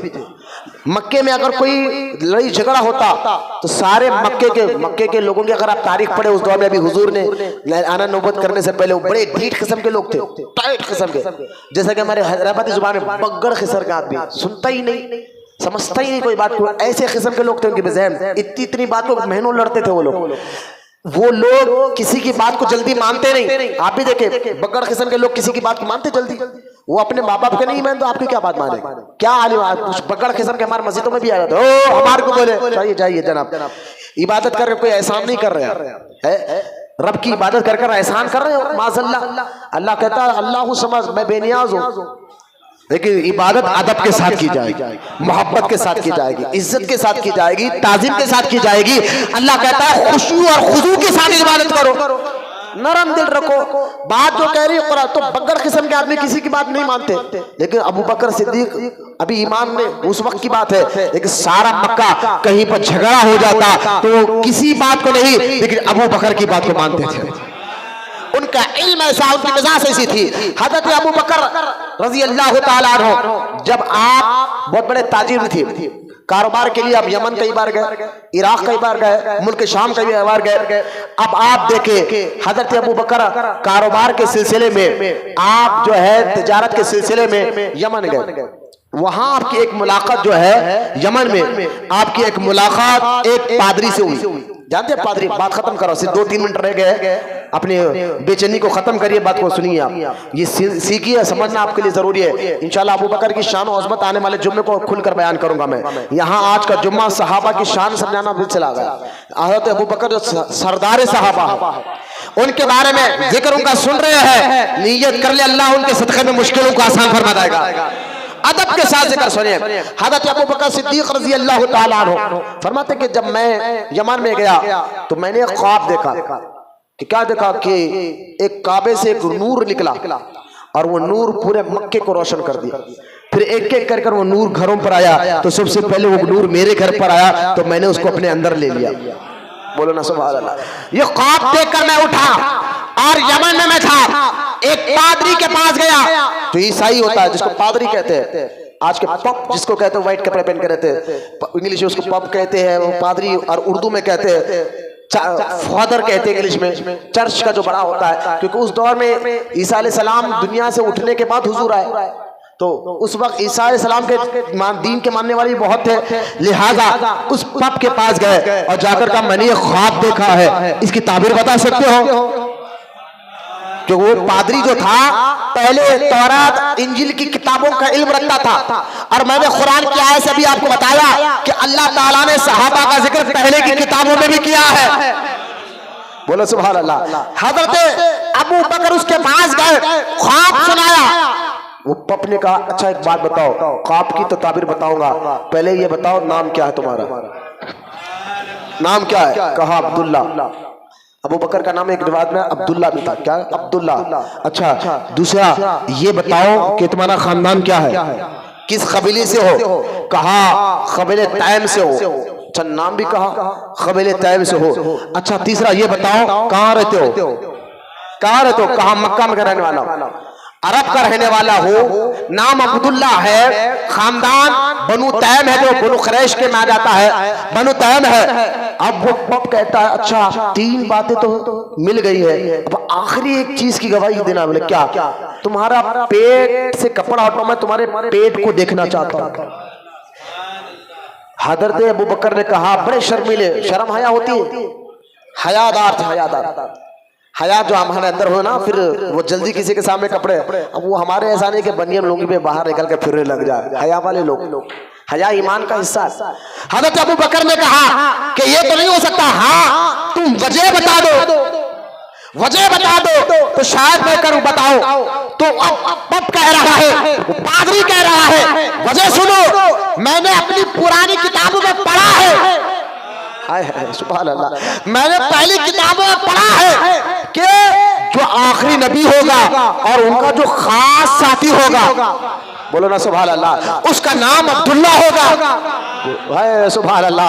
अबू बकर पहले की किताबों में अल्लाह ने क्या नाम अब्दुल्ला होगा और खानदान बनु तैम होगा। अल्लाह अकबर, अल्लाह अकबर। समझिए अल्लाह ताला ने पहले की किताबों में हजरत अबू बकर का नाम भी लिखा, खानदान भी बताया, और कहा तीसरी बात वो अरब में पैदा, अरब का रहने वाला होगा। तो ए अब्दुल्ला नाम भी तुम्हारा मैच हो गया, खानदान भी मैच हो गया, मकान यानी इलाका भी मैच हो गया। अब आखिरी जिक्र पहले किताबों में पढ़ा था, अल्लाह ने कुरान में कहा उसके पेट पे तिल होगा। बोलो ना सुभान अल्लाह। नहीं समझिए आप, कितनी कितनी बात अल्लाह ताला ने पहले की किताबों में सहाबा की शान के मुताबिक बताया। खासकर अबू बकर तेरी आज़मत में लाखों सलाम। ए अबू बकर तेरा जिक्र पहले की किताबों में अल्लाह ताला ने नाम भी बताया, खानदान भी बताया, शहर भी बताया। अरे हम तो ये हो गई कि पेट पे तिल होगा ये भी बता दिया। नाम से पहचान हो जाती, खानदान से पहचान हो जाती, लेकिन नहीं, अबू बकर से अल्लाह को मोहब्बत इतनी है, पेट पे तिल होगा इसका भी जिक्र कर दिया। बोलते नहीं यार छोटी सी छोटी बात का जिक्र कर रहे हैं हम, जिससे मोहब्बत करते उसकी छोटी छोटी बात का जिक्र करते हैं। रब को मोहब्बत है हुजूर के सहाबा से, खासकर अबू बकर से। हजरत अबू बकर ने पेट से कपड़ा हटाया तो तिल उसको नजर आ गया। उस पादरी ने कहा वो नबी आ गया है जिसका जिक्र पहली किताबों में होता था। अबू बकर वो नबी आ गया है, तुम्हारे शहर में आ गया है, नाम मोहम्मद रसूलुल्लाह होगा। ए अबू बकर मैं कह रहा हूँ तुम्हारा जिक्र पहली किताबों में आया है, खबरदार खबरदार अबू बकर, उस नबी का दामन तुम्हें छोड़ना नहीं है। बोले मोहब्बत से सुभान अल्लाह। हजरत अबू बकर सिद्दीक कहते हैं मैं यमन में था, मक्के में क्या हो रहा मुझे पता नहीं, इंटरनेट का दौर था नहीं, फेसबुक यूट्यूब का के मक्का में क्या हो रहा पता चल जाए। लिहाजा हजरत अबू बकर कहते हैं मैंने यमन में पूरा सामान पौने आमने पौने दाम में बेचा और सीधा मक्का आया, और मक्का आकर मेरे एक दोस्त से मिला, और मेरे दोस्त से मिलकर कहा कि मक्के में कोई नई बात, कुछ नई बात हुई है। तो उस दोस्त ने कहा ए अबू बकर जिसके तुम साथ साथ रहा करते थे, हाँ हजरत अबू बकर हुजूर के साथ बहुत रहा करते थे। ईमान अभी हुजूर ने नबी होने का ऐलान नहीं किया, अबू बकर इसलिए हुजूर के साथ ज्यादा रहते थे जैसा हुजूर की सोच और मिजाज थी, अल्लाह ताला ने अबू बकर की मिजाज को भी ऐसा ही रखा था। जैसा हुजूर चाहते थे कि गरीबों पर जुल्म नहीं होना चाहिए, यतीमों का माल नहीं लुटाते, हुजूर ये चाहते कहते थे, और यही मिजाज अबू बकर की भी थी। तो दोनों आज भी है ना, अगर कोई बंदे की मिजाज हमारी जैसी है तो हम उसके दोस्त कर लेते। तेरी मेरी सोच एक है, मिजाज एक है, फित्र एक है, मिजाज एक है। हज़रत अबू बकर हुजूर के साथ हमेशा रहते थे, मिजाज से वाकिफ थे अबू बकर हुजूर के, आदतों से वाकिफ थे अबू बकर हुजूर के, सोच से वाकिफ थे हज़रत अबू बकर हुजूर के।